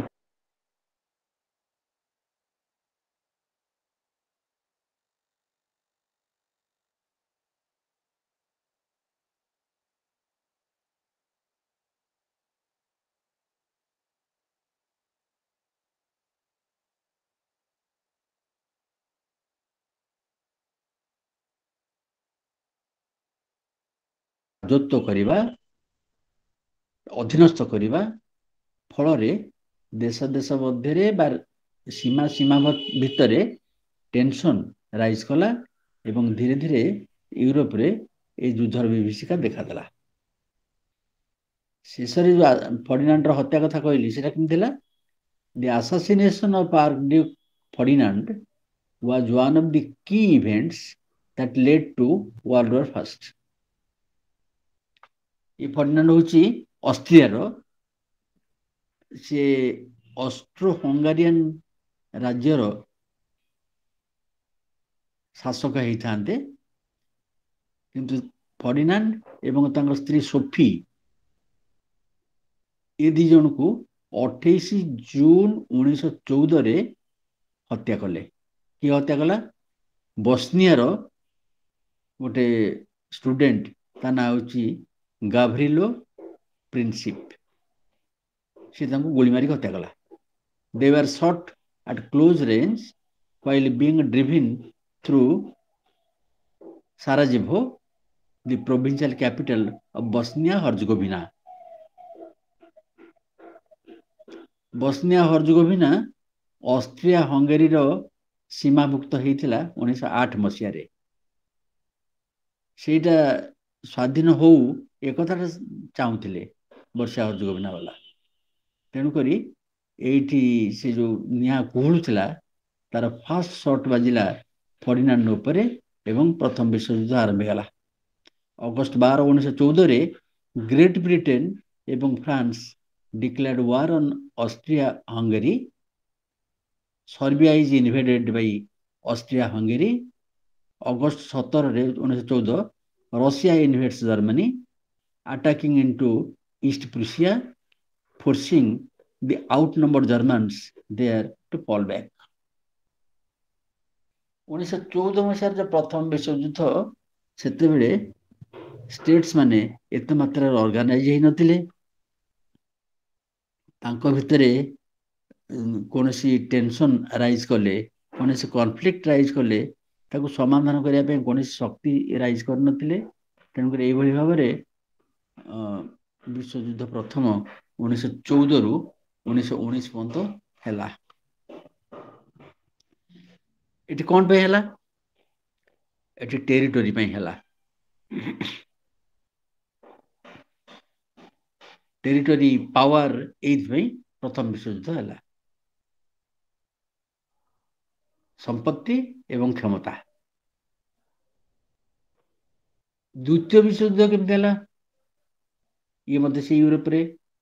second world war began on September 1st, 1939 when Germany invaded Poland. Great Britain and France responded by declaring war on Germany on September 3rd. Germany Poland ଆକ୍ରମଣ କଲା ଏବଂ ଗ୍ରେଟ ବ୍ରିଟେନ ଏବଂ ଫ୍ରାନ୍ସ ଜର୍ମାନୀ ଆକ୍ରମଣ କଲେ। ତାର ସବୁ କଜ କ'ଣ ସବୁ ହେଲା? The death and destruction of World War I was so horrible that it was called the war to end all wars. ପ୍ରଥମ ବିଶ୍ୱଯୁଦ୍ଧ ପରେ ଲୋକ ଭାବିଥିଲେ ଯେ ଏଇଟା ହଉଛି ଶେଷ ଯୁଦ୍ଧ, ୟା ପରେ ଆଉ ଯୁଦ୍ଧ ହବ ନାହିଁ, କାରଣ ଏତେ ପରିମାଣରେ ଧନ ସମ୍ପତ୍ତି ନଷ୍ଟ ହେଇଛି, ଏତେ ପରିମାଣରେ ଲୋକ କ୍ଷୟ ହେଇଛନ୍ତି, ତେଣୁକରି ଲୋକ ଆଉ ଯୁଦ୍ଧରେ ପଶିବେନି। এই ପ୍ରକାର ଗୋଟେ ସନ୍ଧି ମଧ୍ୟ ସ୍ୱାକ୍ଷରିତ ହେଇଥିଲା, ସେଟା ହଉଛି ଟ୍ରିଟି ଅଫ ଭର୍ସାଇଲିସ୍। ଆଉ କେହି କାହାର ସୀମା ଭିତରେ ପଶିବେନି କି କାହାରି ସମ୍ପତ୍ତିକୁ ଲୋଲୁପ ଦୃଷ୍ଟି ଦେଖିବେ ନାହିଁ, ସମସ୍ତେ ନିଜ ନିଜ ସୀମା ଭିତରେ କନଫାଇନ୍ଡ ହେଇକି ରହିବେ ଏବଂ ଯୁଦ୍ଧ କରିବେ ନାହିଁ। ଗୋଟେ ନୋ ୱାର ପ୍ୟାକ୍ଟ ସାଇନ୍ ହେଇଥିଲା ଟ୍ରିଟି ଭର୍ସାଇଲ୍ସରେ, ହେଲା କି? ସେଇଠି କ'ଣ ହେଲା? Yet the agreement to end World War I did not resolve the problems of the world and according to some historians led directly to the next catastrophe, World War II. ସେ କିଛି ଫଳବତୀ ହେଲାନି, ଦ୍ୱିତୀୟ ବିଶ୍ୱଯୁଦ୍ଧ ଆଡ଼କୁ ଘଟଣାକ୍ରମ ଗତି କଲା। So Treaty of Versailles, following World War I, the victorious Allied powers met to decide Germany's future. Germany would be forced to sign. Germany signed କରିନଥିଲା ସେ treaty-ରେ. Germany was forced to sign the Treaty of Versailles. Germany had to accept guilt for the war and to pay reparations. Germany ସେ ଯୁଦ୍ଧ ପାଇଁ ଦାୟୀ, ତେଣୁକରି Germany ସେ treaty sign କରୁ ଏବଂ ଯାହା ସବୁ କ୍ଷତି ଦୋଷ ସ୍ୱୀକାର କରୁ ଏବଂ ଯାହା ସବୁ କ୍ଷୟକ୍ଷତି ହେଇଛି ତାର ଭରଣା କରୁ। Germany lost territory and was prohibited from having a large military. Germany ଦି ଭାଗ କରିଥିଲେ, ଜାଣିଥିବ, ପୂର୍ବ ଜର୍ମାନୀ ପଶ୍ଚିମ ଜର୍ମାନୀ ଦି ଭାଗ ହେଇଥିଲା, ତାକୁ ଭାଗ ଭାଗ କରିଦେଲେ ତା ଶକ୍ତି ହ୍ରାସ କରିବା ପାଇଁ। ତାପରେ ଇକୋନୋମିକ ଡିପ୍ରେସନ ଆଉ ଗୋଟେ କାରଣ କ'ଣ ସେ ହେଲା? The world war was so hit by an economic depression in the late 20s. 1919ରେ ପ୍ରଥମ ବିଶ୍ୱଯୁଦ୍ଧ ସରିଗଲା ଏବଂ 1920 ବେଳକୁ ବିଶ୍ୱରେ ଗୋଟେ ବିରାଟ ମାନ୍ଦା ଅବସ୍ଥା ଆସିଗଲା ଇକୋନୋମିକ୍ସରେ। In a depression, economies shrink, trade is reduced, business closed, prices fall, banks fail, and unemployment rises. Sometimes during a depression, ମାନ୍ଦା ଅବସ୍ଥା ଯେମିତି କୋଭିଡ ବେଳେ ହେଇଥିଲା ମାନ୍ଦା ଅବସ୍ଥା, ତାର କେତେ ଗୁଣ ସେ ଅଧିକା।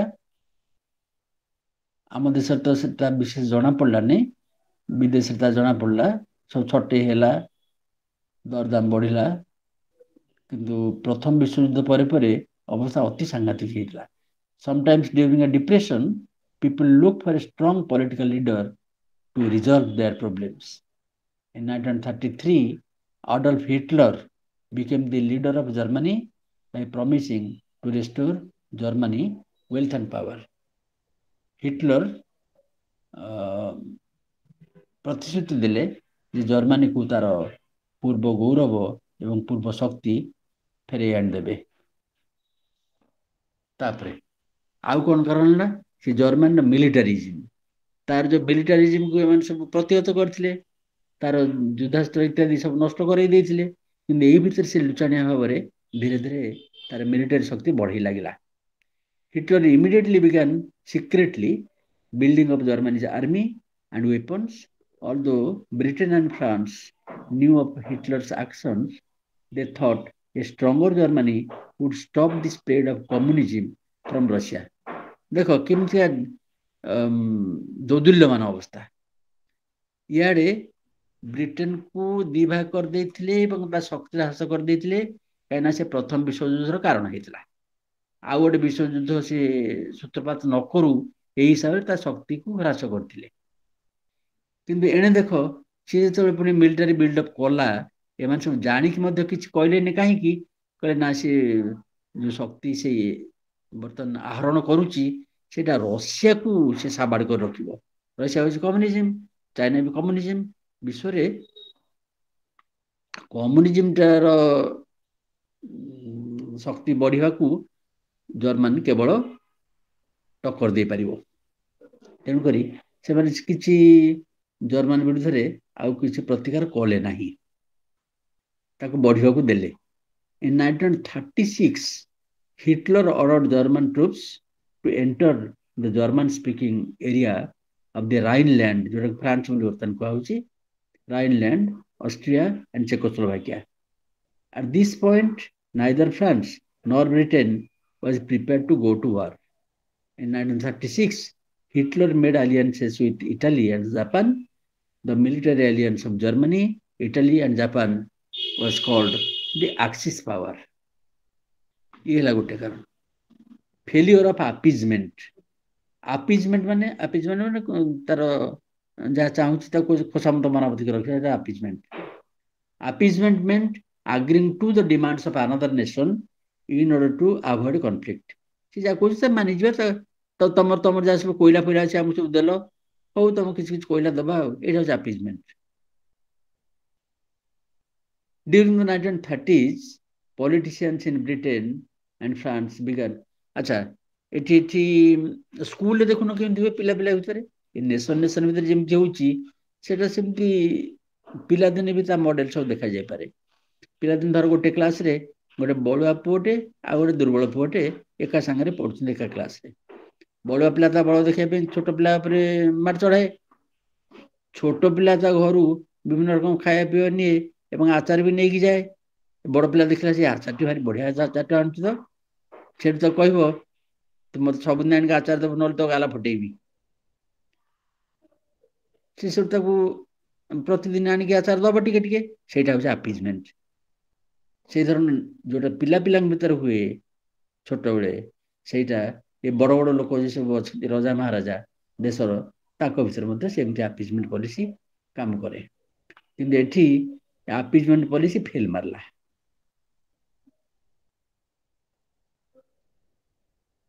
ତାପରେ failure of the league of nation's. ପ୍ରଥମ ବିଶ୍ୱଯୁଦ୍ଧ ପରେ ଗୋଟେ ଲିଗ୍ ଅଫ୍ ନେସନ୍ସ ହେଲା, ଯୋଉଟା ପରବର୍ତ୍ତୀ କାଳରେ ଯୋଉଟା ୟୁନାଇଟେଡ ନେସନ୍ସ ଅର୍ଗାନାଇଜେସନ ହେଇଛି, ସେତେବେଳେ ସେଟା ଲିଗ୍ ଅଫ୍ ନେସନ୍ସ ହେଇଥିଲା। The League of Nations was an international organization set up in 1919 to keep world peace. It was intended that all countries would be members, and that if there were disputes between countries, they would be settled by negotiation rather than by force. The League of Nations was a good idea, but ultimately a failure.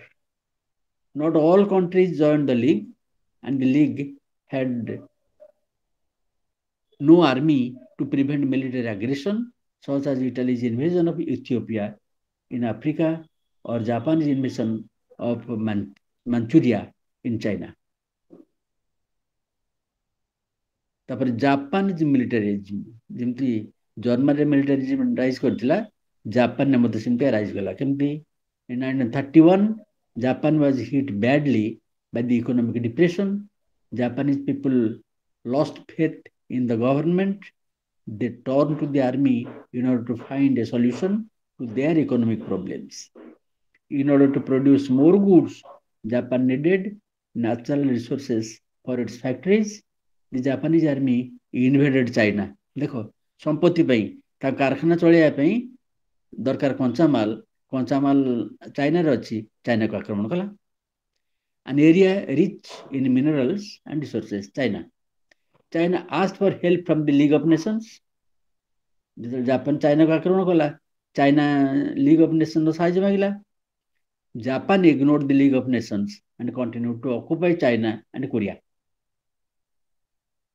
As Japan invaded other areas of Southeast Asia, including Vietnam, the United States grew concerned about its territories in Asia, such as the Philippines and Guam. Japan felt that its expansion could be threatened by the United States military and attacked Pearl Harbor. A Pearl Harbor attack was सभा शेष जमी Ferdinand हत्या सभा शेष थिला it Pearl Harbor attack Japan रो सभा शेष However, in December 1941 World War II had begun in Asia. एभली भाव में प्रथम विश्वयुद्ध एवं द्वितीय विश्वयुद्ध संगठित होता एवं तार रिजोल्यूशन भाव में प्रथम league of nations united nations organization picture को आसला एवं यूनाइटेड नेशंस ऑर्गेनाइजेशन बर्तमान को अवस्था अच्छी अध्ययन कले जानिबो कि केते दूर क्षम अच्छी केते दूर अक्षम अच्छी अमेरिका तो सब बड़ राष्ट्र हिसाब से यूनाइटेड नेशंस को बेसी पैसा दिए अमेरिकार स्वार्थ हानि हेले से पैसा बंद करदेव यूनाइटेड नेशंस के पाई तेणुक यूनाइटेड नेशंस माने से अमेरिका बोली धरिया पड़ो यूनाइटेड नेशंस हस्तक्षेप कर कली अमेरिका हस्तक्षेप कर धरना पड़ो धनी धनटा पुणी कही जो धन बलान्वित वित्त बलान्वित नान्य बलम जार धन बल अच्छी से सब कथा डिक्टेट कर मोरालिटी मत से डिक्टेट कर किए भल किए भल मंद सी ही विचार कर ना कौन होता आज्ञा सर बुझुच ना टिके आज्ञा सब बुझु ना टिके बुझे ना बुझी होउची बुझे से बुझे हेतिले भलो बुझी जाइथिले मत किस कहनी जदि न बुझो मत कह आज्ञा सर बुझी होउची अच्छा हो 2024 बर्तमान जो चली जो साल सेट सब को कॉन्फ्लिक्ट चली नोट कर रखी यूज करने दरकार पड़ो तुम जानी कि गोटे जगह लिखी रखी यूज करता कॉन्फ्लिक्ट्स इन 2024 ये युद्ध कथा मन रहा विश्वयुद्ध प्रथम 2014 रु 2019 द्वितीय विश्वयुद्ध 1941 रु 1945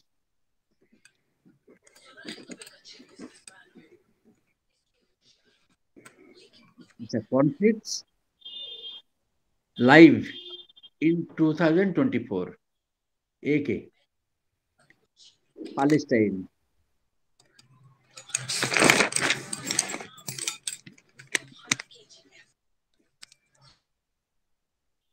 Palestine वेस्ट बैंक भीतर लगी विवाद नंबर 1 Palestine एवं वेस्ट बैंक भीतर विवाद an uncertain future for Gaza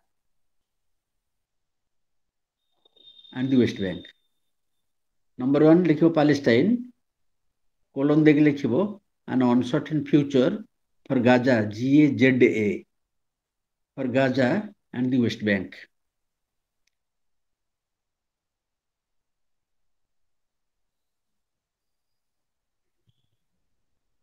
ठीक है। Then number 2, Yemen, Yemen, Yemen and the Red Sea. Yemen राष्ट्र एवं लोहित सागर.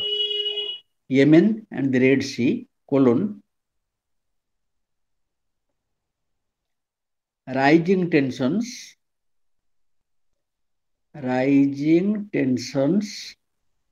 threaten peace process and international security.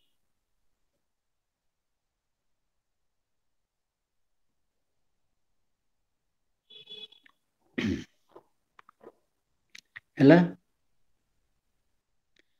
ଅମ୍ୟକାନ୍ତ ଶୁଣୁଛ Manas ଶୁଣୁଛ ତ ଆଜ୍ଞା ସାର୍ ଆଜ୍ଞା sir Number 3, Sudan, SUDAN, Sudan, setting the stage for a long war. Sudan ପ୍ରସ୍ତୁତ ହେଉଛି setting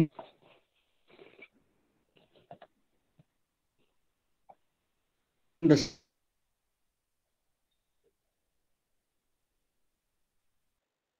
stage is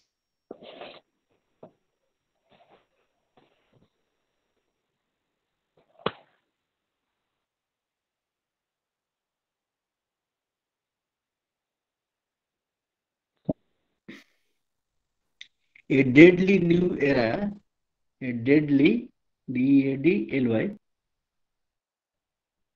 a deadly new era. नहीं भूल कर दी ना हाँ ठीक है a deadly new era in the decades long conflict. A deadly new era in a decades long conflict. दशन धरी चली. अच्छा. Then number 5, Democratic Republic of Congo. Democratic Republic of Congo, CONGO, colon, এটি কোন হয়েছে re-elected president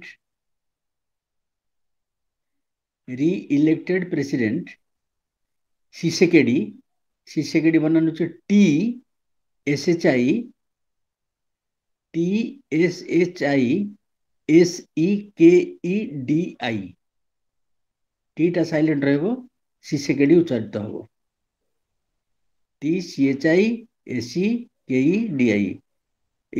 Re-elected President Tshisekedi faces সামনা করছি regional crisis in the east.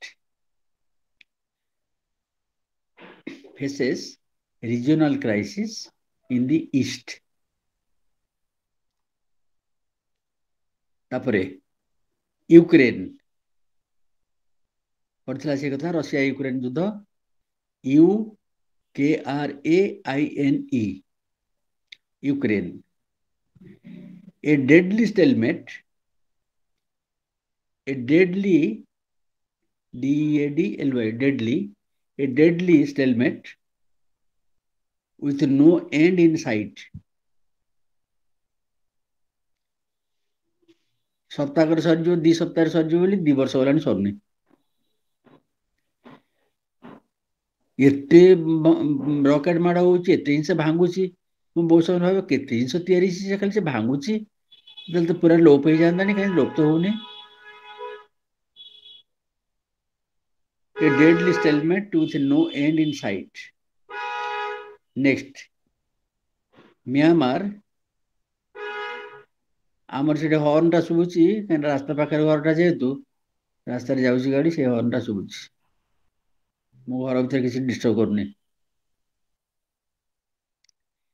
Myanmar, MYANMAR, Myanmar, ଯୋଉଟା ବର୍ମା ଥିଲା ସେଟା Myanmar. Myanmarରେ କ'ଣ ହେଲା କୋଲନ ଦେଖି ଲେଖିବ resistance to the military junta, resistance to the military junta, JUNTA, military junta gains momentum. military शासन against resistance चलछि. तापरे हाइटी से गोटे द्वीप HAITI high tea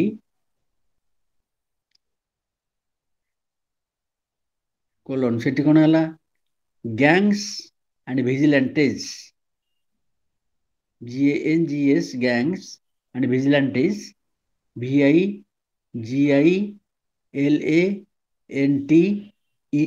vigilantes thrive THRIV thrive amid political deadlock. Amid AMID political deadlock.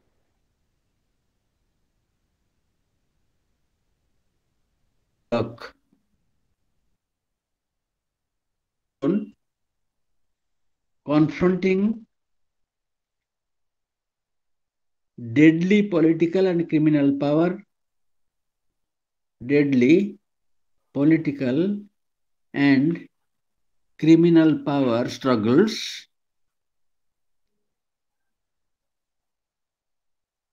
in an election year.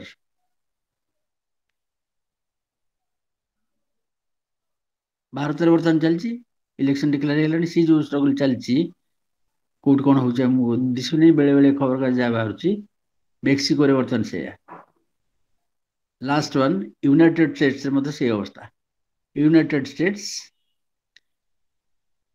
एवढा सब external conflict no internal United States colon intensifying polarization intensifying INTENSIFYING intensifying polarization POLARIZATION polarization and looming LOOMING looming जोटा आसुची आगामी looming presidential election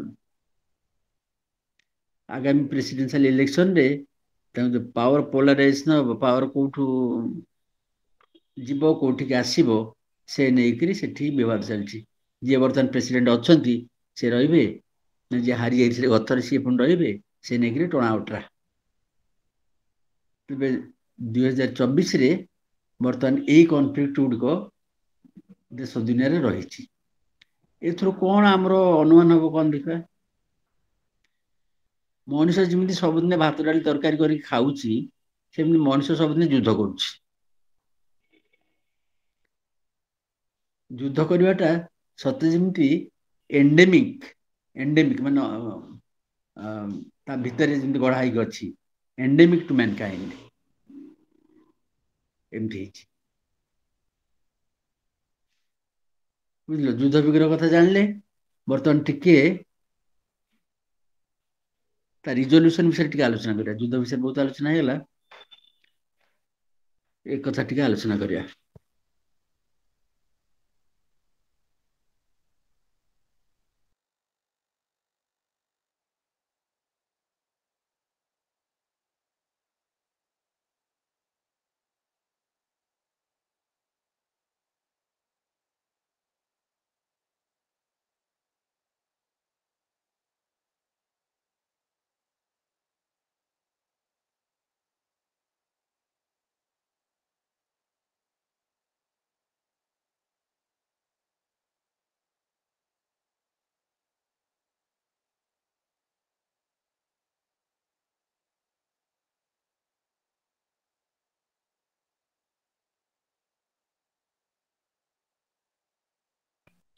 आमर 5:30 आड़े अंधार हेलानी तुम सब अंधार हेलानी सेठी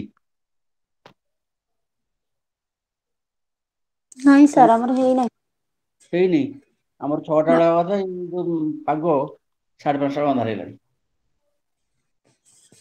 हमर टिके लेट हे 6:15-20 ही जाय संध्या हवा पई ना आमर साइड में गाजी वर्षा पागो जो सेम थेस ना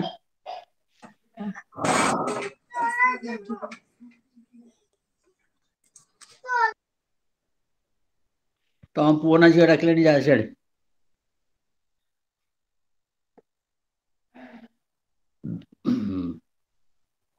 ଏ ବର୍ତ୍ତମାନ ଯେମିତି କହିଲି, conflict is endemic to all social life. ବୁଝଛ ତ? ଲେଖି ରଖି ସେଟା କଥା ଲେଖି ରଖି ସାହାଯ୍ୟ କରିବ ଆନ୍ସର କରିଲା ବେଳକୁ। conflict is endemic, endemic,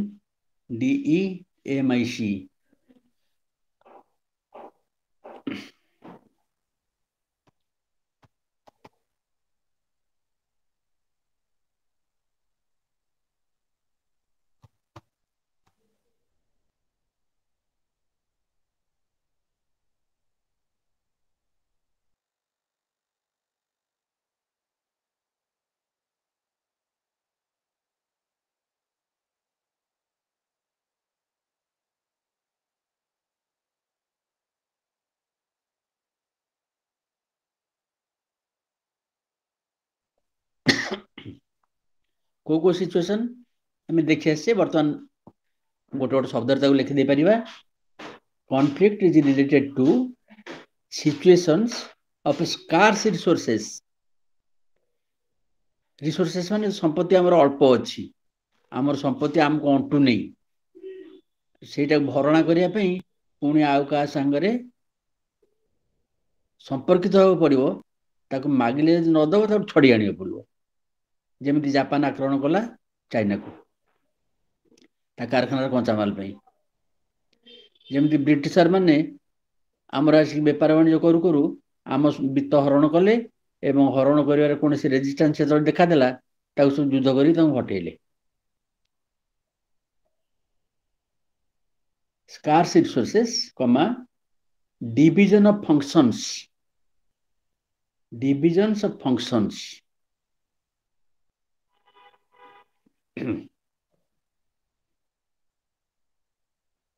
ବୁଝଛ ନା?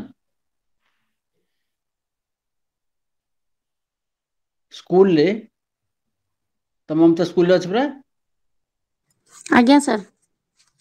କଣ ପଢଉଛ? ସାର୍ MIL ଆଉ ହିଷ୍ଟ୍ରି। ଆଜ୍ଞା। ହିଷ୍ଟ୍ରି ଆଉ ଇଂଲିଶ। ଇଂଲିଶ ଏତେ କଥା ପଢୁଛ ନା? ଆଉ ମାନେ ଆର୍ଟସ ର ଟିଚର ମୁଁ ଏକା ତ, ତେଣୁ ଆର୍ଟସ ର ପ୍ରାୟ ଆଚ୍ଛା। ନା ମନେକର ଯେ ଗୋଟେ ତମର ସେମିତି ସିଚୁଏସନ ନାହିଁ, ଆଉ ଗୋଟେ ସିଚୁଏସନ ଇମାଜିନ କର।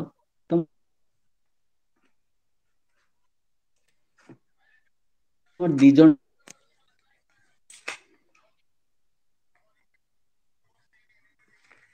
ସାର୍ ଆପଣଙ୍କ କଥା ଟିଚର ଥାନ୍ତେ, ତମେ ହ୍ୟାଲୋ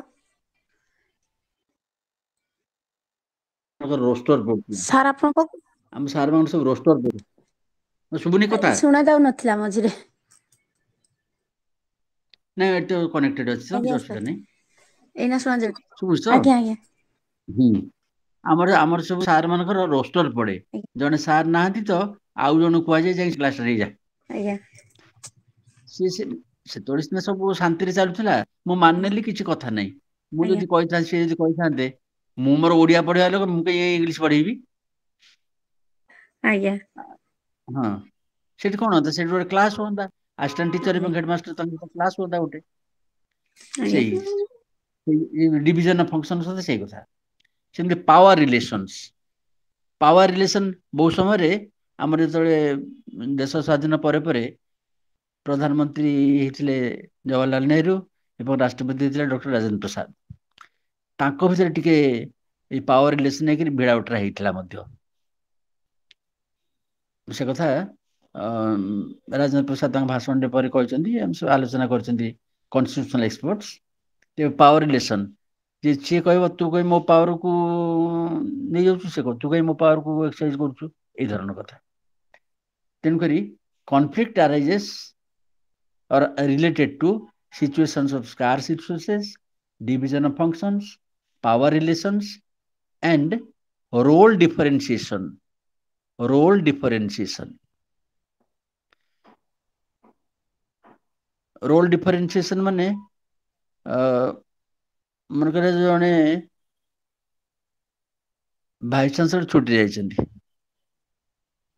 यूनिवर्सिटी रो गोटे डिस्ट्रिक्ट मजिस्ट्रेट को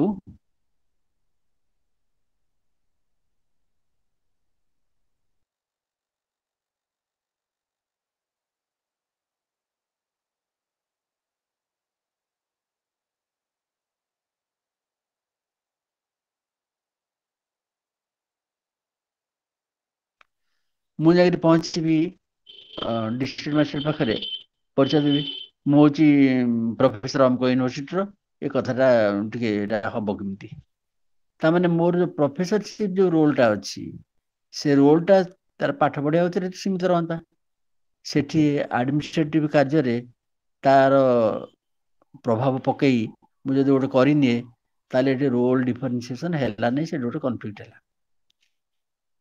तेणु ये भाव कौन conflict is endemic by regularly जोटा occur करता है endemic to social life and it is related to these things से conflict कुआड को लीड करिवो violence आड़ को लीड करि पारे destruction आड़ को लीड करि पारे inefficiency आड़ को लीड करि पारे irrationality आड़ को लीड करि पारे so such conflicts lead to violence destruction inefficiency and irrationality बुझना अच्छा कॉन्फ्लिक्ट केमती डिफाइन करिबा एमती define कराइछि conflict is a situation लिख रहा था conflict is a situation in which two or more parties PARTIES parties have incompatible objectives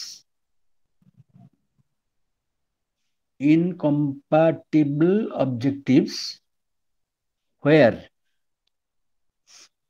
their perceptions THEIR their perceptions and behavior are also equally incompatible आउथर कहि दोची a conflict is a situation in which two or more parties have incompatible objectives where their perceptions and behavior are also equally incompatible तमन दीटा party भितरे incompatibility रहिला को विषय रे कहले देखा गोटेला objective गोटेला perception आ गोटेला behaviour रहिथिबारु तांको भितर दीटा पार्टी भितरे कॉन्फ्लिक्ट हबार संभावना सब बेले रहिथिबो अच्छा आ थ लिखि रखम जेमति कहूची लिखि रख conflict is a social process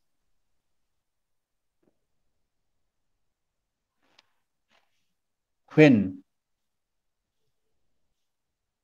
two or more parties मुझे कही समान नुआ different Etah is a social process conflict is a social process when two or more parties have or perceive a difference in goals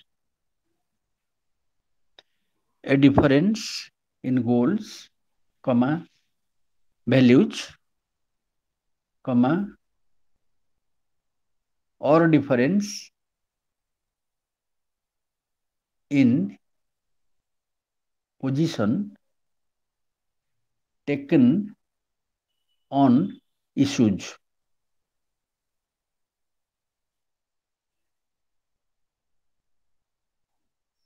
next point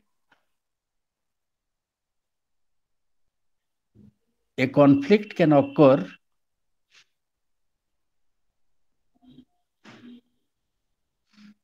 at different levels, LEVELS. A conflict can occur in different levels, at different levels. Number one, interpersonal, inter, INTER, personal, PERSONALL, interpersonal, comma, groups, GROUPS, comma, intergroup, INTERGROUP, comma, organizational, organizational, comma, national and international levels.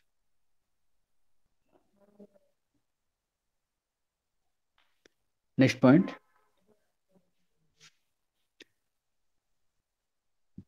There are 3 dimensions, DIMENSIONS.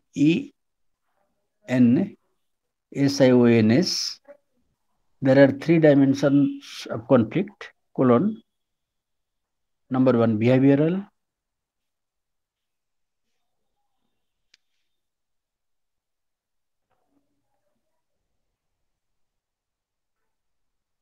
Number 2, emotional.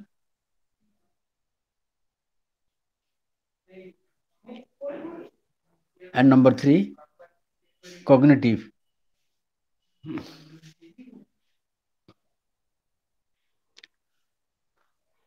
In order to resolve the conflict,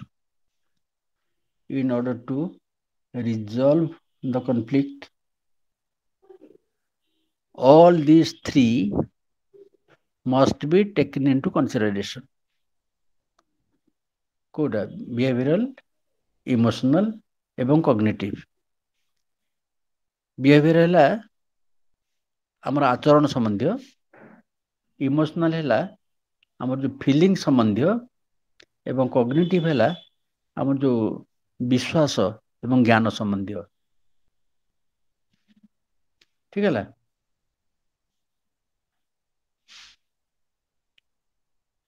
Interpersonal ଟା କଣ ଜାଣିଛ ତ? Conflict within the individual or within the organization or within the nation.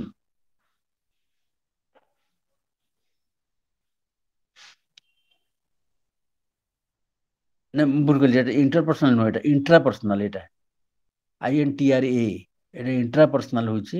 গোটে হচ্ছে ইন্ট্রাপার্সনাল, গোটে হচ্ছে interpersonal. বর্তমান যেটা কহিলি এটা হলো ইন্ট্রাপার্সনাল, INTRA। ইন্ট্রাপার্সনাল সেটা হচ্ছে conflict within the individual, within the organisation or within the nation. Interpersonal ହେଲା ଏ ଯେମିତି କହିଲି ଆମ ନିଜ ଭିତରେ ଦ୍ୱନ୍ଦ୍ୱ ହୁଏନି, ଆମ ନିଜ ଭିତରେ ଯୋଉ ଦ୍ୱନ୍ଦ୍ୱ ହୁଏ ସେଟା ହେଲା ଇଣ୍ଟରପର୍ସନାଲ, ଇଣ୍ଟ୍ରାପର୍ସନାଲ। ମୁଁ ଭୁଲ କହି ପୁଣି ସେଟା ହେଲା ଇଣ୍ଟ୍ରାପର୍ସନାଲ, ମୋରି ଭିତରେ ସେଟା ସୀମାବଦ୍ଧ। ସେମିତି ଗୋଟେ ଅର୍ଗାନାଇଜେସନ, ଗୋଟେ ଆସୋସିଏସନ ଅଛି, ଆସୋସିଏସନ ଭିତରେ ଗଣ୍ଡଗୋଳଟା ହେଲା, ସେଟା ହେଲା ଇଣ୍ଟ୍ରାପର୍ସନାଲ। ଗୋଟେ ନେସନ ଭିତରେ ହେଲା, ଯୋଉ ଆମେରିକାରେ ଇଲେକ୍ସନ ହଉଛି, ଭାରତ ବର୍ଷରେ ଇଲେକ୍ସନ ହଉଛି, ସେ ନେଇକି ଯୋଉ ଦ୍ୱନ୍ଦ୍ୱ, ସେଟା ହେଲା ଇଣ୍ଟ୍ରାପର୍ସନାଲ। ଇଣ୍ଟରପର୍ସନାଲ କଣ? ଇଣ୍ଟରପର୍ସନାଲ ହେଲା conflict among 2 or more individuals, ମୋର ତମ ଭିତରେ, ଏଟା ହେଲା ଇଣ୍ଟରପର୍ସନାଲ। ଗୋଟେ ଅର୍ଗାନାଇଜେସନ ଆଉ ଗୋଟେ ଅର୍ଗାନାଇଜେସନ ଭିତରେ, ଆମ ଡିଷ୍ଟ୍ରିକ୍ଟର କୋଅପରେଟିଭ ସୋସାଇଟି, ତମ ଡିଷ୍ଟ୍ରିକ୍ଟର କୋଅପରେଟିଭ ସୋସାଇଟି, ଏଟା ହେଲା ଇଣ୍ଟରପର୍ସନାଲ। ଭାରତ ପାକିସ୍ତାନ, ଏଟା ହେଲା ଇଣ୍ଟରପର୍ସନାଲ, ନେସନ ନେସନ ଭିତରେ। ତାପରେ ଇଣ୍ଟ୍ରା ଗ୍ରୁପ, ଗୋଟେ ଗ୍ରୁପ ଭିତରେ, conflict within the members of same group. ଗୋଟେ ଗ୍ରୁପ ହେଇଛି, ଗୋଟେ ଆମର କୋଅପରେଟିଭ ସୋସାଇଟି ହେଇଛି, ତାର ଯିଏ ହେଇଛି ହେଡ, ତାର ଯିଏ ହେଇଛି ଡେପୁଟି, ତା ଭିତରେ ଯଦି ଲାଗିଲା ସଂଘର୍ଷ, ତାହେଲେ ସେଟା ହେଲା ଇଣ୍ଟ୍ରା ଗ୍ରୁପ।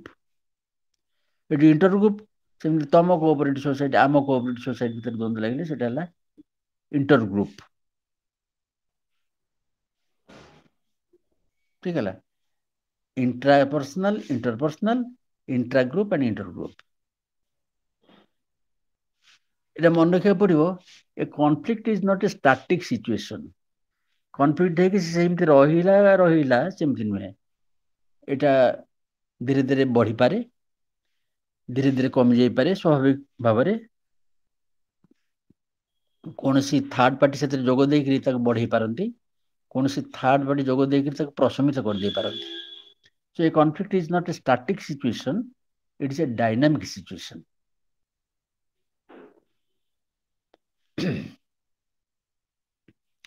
ଆଚ୍ଛା, ଯୋଉ କନଫ୍ଲିକ୍ଟ ଲାଗିଥିବ ସେଟାକୁ ପୁଣି କିଏ ଭାଙ୍ଗିବ? What can break the cycle of conflict is positive peace। Positive piece ଏଇ ଯୋଉ absence of peace କୁ ଭାଙ୍ଗିବ।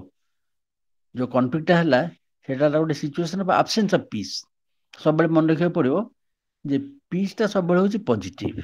ମୁଁ ତମକୁ ସଭା ପ୍ରଥମ କ୍ଲାସରେ ସେଇଥିପାଇଁ ଉପନିଷଦର ସେ ଶାନ୍ତି ପାଠ ସେ ବିଷୟରେ ଆଲୋଚନା କରିଥିଲି ଏବଂ କହିଥିଲି ଯେ ଶାନ୍ତିଟା ହଉଛି ମଣିଷର ଅସଲ ସ୍ୱରୂପ। କାହିଁକିନା ସେଇ ଉପନିଷଦରେ କୁହାଯାଇଛି ଯେ ଆନନ୍ଦରୁ ମଣିଷ ଜାତ ହେଇଛି, ଆନନ୍ଦରେ ସେ ପରିବର୍ଦ୍ଧିତ ହଉଛି, ପାଳିତ ହଉଛି ଏବଂ ଆନନ୍ଦରେ ସେ ସମାହିତ ହେଇଯିବ। ବୁଝୁଛ ନା? ସେଥିପାଇଁ ପିସ୍ଟା ହଉଛି ପ୍ରାଇମେରୀ କନସେପ୍ଟ, ତାର ପଜିଟିଭ କନସେପ୍ଟ, ପ୍ରାଇମେରୀ କନସେପ୍ଟ। ଏବଂ ତାର ଆବସେନ୍ସ ହଉଛି କନଫ୍ଲିକ୍ଟ, ତାର ଆବସେନ୍ସ ହଉଛି ୱାର, ତାର ଆବସେନ୍ସ ହଉଛି ଆଗ୍ରେସନ। ତେଣୁକରି ସେଇ କନଫ୍ଲିକ୍ଟ, ଆଗ୍ରେସନ, ୱାର ତାକୁ ଭାଙ୍ଗିବାକୁ ହେଲେ ପଜିଟିଭ ପିସ୍ ର ଇଣ୍ଟରଭେନସନ ଦରକାର। Peace is not equal to absence of violence। Peace is not equal to absence of violence। ଭଲ କି ମନେ ରଖ। Peace is not equal to absence of violence। Rather, violence is equal to absence of peace। Violence is equal to absence of peace। କିନ୍ତୁ peace is not equal to absence of violence। ଯଦି ତା ହେଇଥାନ୍ତା ତାହେଲେ ପିସ୍ଟା negative concept ହେଇଥାନ୍ତା। ବୁଝିଲ ନା? ମମତା ବୁଝୁଛି? ଆଜ୍ଞା ସାର୍। ଏଠି ଗୋଟେ ଡିଫରେନ୍ସ ଲକ୍ଷ୍ୟ କରିବା କଥା ଯେ ୱେଷ୍ଟର୍ଣ୍ଣ କନସେପସନ ଏବଂ ଇଣ୍ଡିଆନ କନସେପସନ ଭିତରେ ତଫାତ ରହିବ। ୱେଷ୍ଟର୍ଣ୍ଣ କନସେପସନ ରହିବ ମ୍ୟାନ ଇଜ, କାଲି ପରଦିନ ବୋଧେ କହୁଥିଲି ନା ଏଟା, man is by nature nasty, brutish and short. କହିଲେ କିଏ କହିଲେ?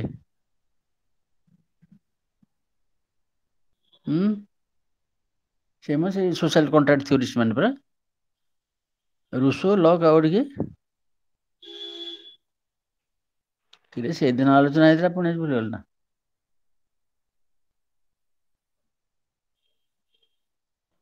ବର୍କଲେ। ବର୍କଲେ ନୁହଁ, ବର୍କଲେ ନୁହଁ। ସେଦିନ କହିଥିଲେ ମୋ ତା ନାଁଟା, ମୁଁ ତ ଏଇନା ଭୁଲି ଯାଉଛି ଆଉ। ମନକୁ ଆସୁନି ହଠାତ୍ ପଟକିନି କାହିଁକି? କଣ ତା ନାଁଟା? ହବ୍ସ ପରା, ହବ୍ସ। HOBBS ନୁହଁ ନା, ହବ୍ସ। ସିଏ କହିଲେ ଯେ man is by nature nasty, brutish and short. କିନ୍ତୁ ମୁଁ ଏଇନା କଣ କହିଲି? Man by nature is peaceful. ତେଣୁକରି ହୁଏତ ୱେଷ୍ଟର୍ଣ୍ଣ କଲଚର ପାଇଁ ପିସ୍ଟା ଗୋଟେ ନେଗେଟିଭ କନସେପ୍ଟ ହେଇପାରେ, କିନ୍ତୁ ଆମର ଇଣ୍ଡିଆନ କଲଚର ପାଇଁ ପିସ୍ଟା ସବୁବେଳେ ପଜିଟିଭ କନସେପ୍ଟ। ତେଣୁକରି ଆଗ୍ରେସନ, କନଫ୍ଲିକ୍ଟ ଆଣ୍ଡ ୱାର ସେଇଟା ହବ ଆବସେନ୍ସ ଅଫ ପିସ୍। ତେଣୁକରି ଯଦି କୋଉଠି ଭାଉଲେଣ୍ଟ କଣ୍ଡିସନ ଥିବ, କେବଳ ତା ପିସ୍ ସେ ଭାଉଲେନ୍ସକୁ ମିଳି ଦେଇକିନି ଶାନ୍ତି ପ୍ରତିଷ୍ଠା କରିପାରିବ।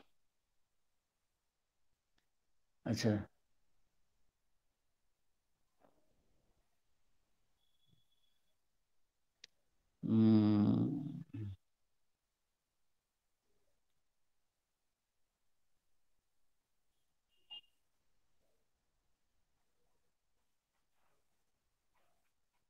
ଆଉ ଗୋଟେ ଇମ୍ପୋର୍ଟାଣ୍ଟ ଜିନିଷ ଅଛି, 3ଟା କଥା। ଗୋଟେ ହେଉଛି କନଫ୍ଲିକ୍ଟ ରିଜଲ୍ୟୁସନ କଥା ପଡ଼ିଛି, ସେଥିରେ 3ଟା କଥା ଅଛି। ହଁ,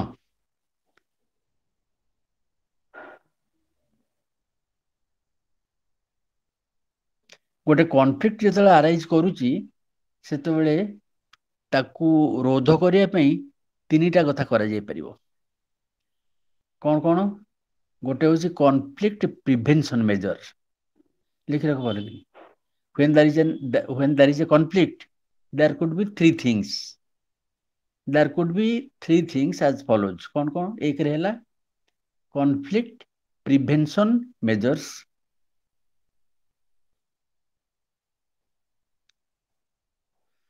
conflict prevention measure ଟା କେତେବେଳେ ନିଆଯିବ? ତାର early phase ରେ ନିଆଯିବ। This is taken in the early phase of the conflict when the conflict has not become manifest. ଯେତେବେଳେ ପର୍ଯ୍ୟନ୍ତ କନଫ୍ଲିକ୍ଟଟା ବାହାରକୁ ଫୁଟି ନାହିଁ ସେତେବେଳେ କନଫ୍ଲିକ୍ଟ ପ୍ରିଭେନ୍ସନ ମେଜର୍ସ ନିଆଯାଇ ପାରିବ। ବୁଝୁଛ ନା? କି ରମ୍ୟକାନ୍ତ ବୁଝୁଟି? ଆଜ୍ଞା ସାର୍। କ'ଣ କହିଲ ଟିକେ ନାଗୁରୁ? ଯେତେବେଳେ କନଫ୍ଲିକ୍ଟ ଆରମ୍ଭ ହେଇଥିବ କିନ୍ତୁ ସେଟା ପ୍ରକାଶିତ ହେଇନଥିବ, ଫୁଟି ନଥିବ, ସେତେବେଳେ କନଫ୍ଲିକ୍ଟର ପ୍ରିଭେନ୍ସନ ମେଜର ନିଆଯାଇ ପାରିବ। ଆଜ୍ଞା। ହଁ, ତାପରଟା ହେଲା ମ୍ୟାନେଜମେଣ୍ଟ ମେଜର। ନମ୍ବର 2 ହେଲା ମ୍ୟାନେଜମେଣ୍ଟ ମେଜର। ଏଠି କନଫ୍ଲିକ୍ଟଟା ମ୍ୟାନିଫେଷ୍ଟ ହେଇଛି, ଫୁଟି ଯାଇଛି, କିନ୍ତୁ ଭାଓଲେଣ୍ଟ ହେଇନାହିଁ।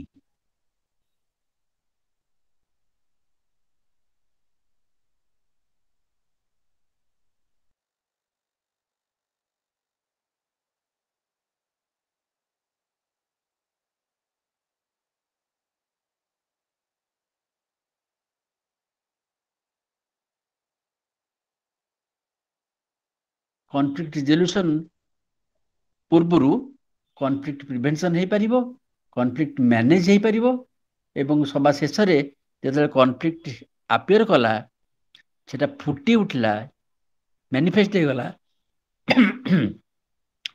ଏବଂ ଭାଓଲେଣ୍ଟ ଫର୍ମ ବି ଧାରଣ କଲା, ସେତେବେଳେ ଯାଇ ଆମର କନଫ୍ଲିକ୍ଟ ରିଜଲ୍ୟୁସନ କଥା ଆସିବ। ଏସ୍କାଲେସନ ହେଇଥିବ, escalation of war, escalation conflict ହେଇଥିବ, କନଫ୍ଲିକ୍ଟ ରିଜଲ୍ୟୁସନରେ ସେଟା ଡି ଏସ୍କାଲେସନ ହବ। ଏସ୍କାଲେସନ କ'ଣ? ESCALATION। ଯଦି ସପିଂ ମଲ୍କୁ କେତେବେଳେ ଯାଇଥିବ, ନହେଲେ ବର୍ତ୍ତମାନ ବରମୁଣ୍ଡା ବସ୍ ଷ୍ଟାଣ୍ଡରେ ଲାଗିଯାଇଛି, ଏଠି ଭୁବନେଶ୍ୱର ରେଲୱେ ଷ୍ଟେସନ ବି ଲାଗିବ, କେତେକ ମଲ୍ରେ ଅଛି, ସେ ଯେଉଁ ଛିଡ଼ା ହେଇଯିବ ପାହାଚରେ, ତମକୁ ଟେକି ଟେକା ନେଇଯିବ ଉପରକୁ, ଏସ୍କାଲେଟର ତାକୁ କହନ୍ତି। ଏସ୍କାଲେଟର ମାନେ ବଢି ବଢିକା ଯିବାକୁ ଏସ୍କାଲେଟ କହନ୍ତି। ତମେ ସିଟ୍ରେ ଛିଡ଼ା ହେଇଯିବ, ତମକୁ ନେଇ ଉପର ମହଲାରେ ଛାଡ଼ିଦେବ ସେ ଏସ୍କାଲେଟର। ସେମିତି ଯୋଉଠି କନଫ୍ଲିକ୍ଟଟା ଏସ୍କାଲେଟ କରିଥିବ, କନଫ୍ଲିକ୍ଟ ରିଜଲ୍ୟୁସନଟା ତାକୁ ଡି ଏସ୍କାଲେଟ କରିବ। ଏଇଟା ହେଲା। ତାପରେ ଆଉ ଗୋଟେ ଦିଗ ଅଛି ତାର, 3ଟା ଦିଗ ତ କହିଲି, ଆଉ ଗୋଟେ ହଉଛି conflict transformation. Conflict transformation, conflict transformation ହେଉଛି କନଫ୍ଲିକ୍ଟର ମୂଳ ମଞ୍ଜି କୋଉଠି ରହିଛି ତାକୁ ଲୋକେଟ କରିକିରି ତାର ବ୍ୟବସ୍ଥା କରିବା, ନିରାକରଣ କରିବା ହେଉଛି କନଫ୍ଲିକ୍ଟ ଟ୍ରାନ୍ସଫର୍ମେସନ। ଯେମିତି ଗୋଟେ ଉଦାହରଣ ଦେଇପାରେ ଯେ ଆମ କାଶ୍ମୀରରେ ଯୋଉ 370 ଧାରା ଉଚ୍ଛେଦ କରାହେଇକିରି କାଶ୍ମୀର ଥିଲା ଗୋଟେ ରାଜ୍ୟ, ତାକୁ କନଷ୍ଟିଟ୍ୟୁସନର 370 ଧାରା ଅନୁସାରେ ସେଟା ଥିଲା ଯେ କାଶ୍ମୀରର ଗୋଟେ ସ୍ୱତନ୍ତ୍ର ସମ୍ବିଧାନ ଥିଲା, ଯାହାଫଳରେ ତାର ଗୋଟେ ସ୍ୱତନ୍ତ୍ର ପାହ୍ୟା ପାଇଥିଲା। ତାର ଆନେକ୍ସେସନ ବେଳରୁ 1947 ମସିହାରୁ ସେ ବ୍ୟବସ୍ଥା ଲାଗୁ ରହିଥିଲା। କିନ୍ତୁ ବର୍ତ୍ତମାନର ସରକାର ଗତ 2 ବର୍ଷ 3 ବର୍ଷ ହେଲାଣି, ବୋଧେ 3 ବର୍ଷ ଖଣ୍ଡେ ହେଲାଣି, 370 ଧାରାକୁ ଆମେଣ୍ଡ କରିକିରି ତାର ଯୋଉ ସ୍ୱତନ୍ତ୍ର ସମ୍ବିଧାନ କଥା 370 ଧାରାରୁ ଉଚ୍ଛେଦ କରିଦେଲେ ଏବଂ କାଶ୍ମୀର ଯେ ଗୋଟେ ରାଜ୍ୟ ଥିଲା ताको गोटे सेंट्रल टेरिटोरी करदेले, केंद्र शासित अंचल करदेले, जहा फल रे काश्मीर जो सब गंडगोल होता से गंडगोल प्रशमन घटला। सेटा होची कॉन्फ्लिक्ट ट्रांसफॉर्मेशन। तेणुक आमर चारिटा कथा है मोटे, गोटे है कॉन्फ्लिक्ट प्रिवेंशन, आ गोटे है कॉन्फ्लिक्ट मैनेजमेंट, आ गोटे है कॉन्फ्लिक्ट रिजोल्यूशन, आ गोटे है कॉन्फ्लिक्ट ट्रांसफॉर्मेशन। बुझल टी? बुझल ना? आज्ञा सर। हाँ, तापर शेषर आ कौन होता, आ गोटे कौन होता, आ गोटे शेषर होता पीस बिल्डिंग। एपरी व्यवस्था करा जिवो जे आउ जेमति युद्ध विग्रह होब नाही। आज्ञा So peace building, it refers to resolving a conflict in such a way that both parties are satisfied, encouraging them to move from a zero-sum game to a win-win situation. किए गोटे हारी गला ये धारणा ता मन रहबनी, ये कहबो मु जितली, से कहबो मु जितली, win-win position. It often requires outside party facilitating the resolution process. गोटे किए भल भद्र लोक आसिकरी एपरी कार्य कले उभय पार्टी संतुष्ट होइक रहिबे, आउ विवादमान अवस्था को आसीबे नाही। बुझिल ना? ए कथा मन रखिकरी तम निज भितरे, तम परिवार रे, तम आखपाख अंचल रे आउ कौन से कॉन्फ्लिक्ट को दबनी, ताको एई भली भाबरे निरसन करिवो। आमर 4 दिनिया पीरियड वर्तमान एटी समाप्त होची। तुम जेते जन आसछ, काली तो मात्र 2 जन आसथिले, से तो 2 जन भितर जनकर नथिला, आ जनकर मात्र थिला। जहा हो जेते जन जेते आसछ समस्त को बहुत बहुत धन्यवाद। किंतु आमर कांटेक्ट सरी नाही, पुनी ए मास शेष बेलू ए मासर किछि दिन एवं आसना मासर दिन 2 दिन खंडे आउ 4टा क्लास अछि रिसर्च मेथोडोलॉजी ऊपर। रिसर्च मेथोडोलॉजी ऊपर डिस्कशन कला बेलू पुनी पछ कथा से टिके मन पड़ी पारे। वर्तमान पई आमे विदाय नबा एवं तुमको धन्यवाद एवं आज्ञा सर। मंगल धन्यवाद कामना। सर। बहुत धन्यवाद। आज्ञा गुड सर, बाय। धन्यवाद। धन्यवाद थैंक यू। सर। नमस्कार। प्रणाम सर। नमस्कार सर। कल्याण कल्याण कल्याण कल्याण रोज पुनः देखा। आज्ञा सर।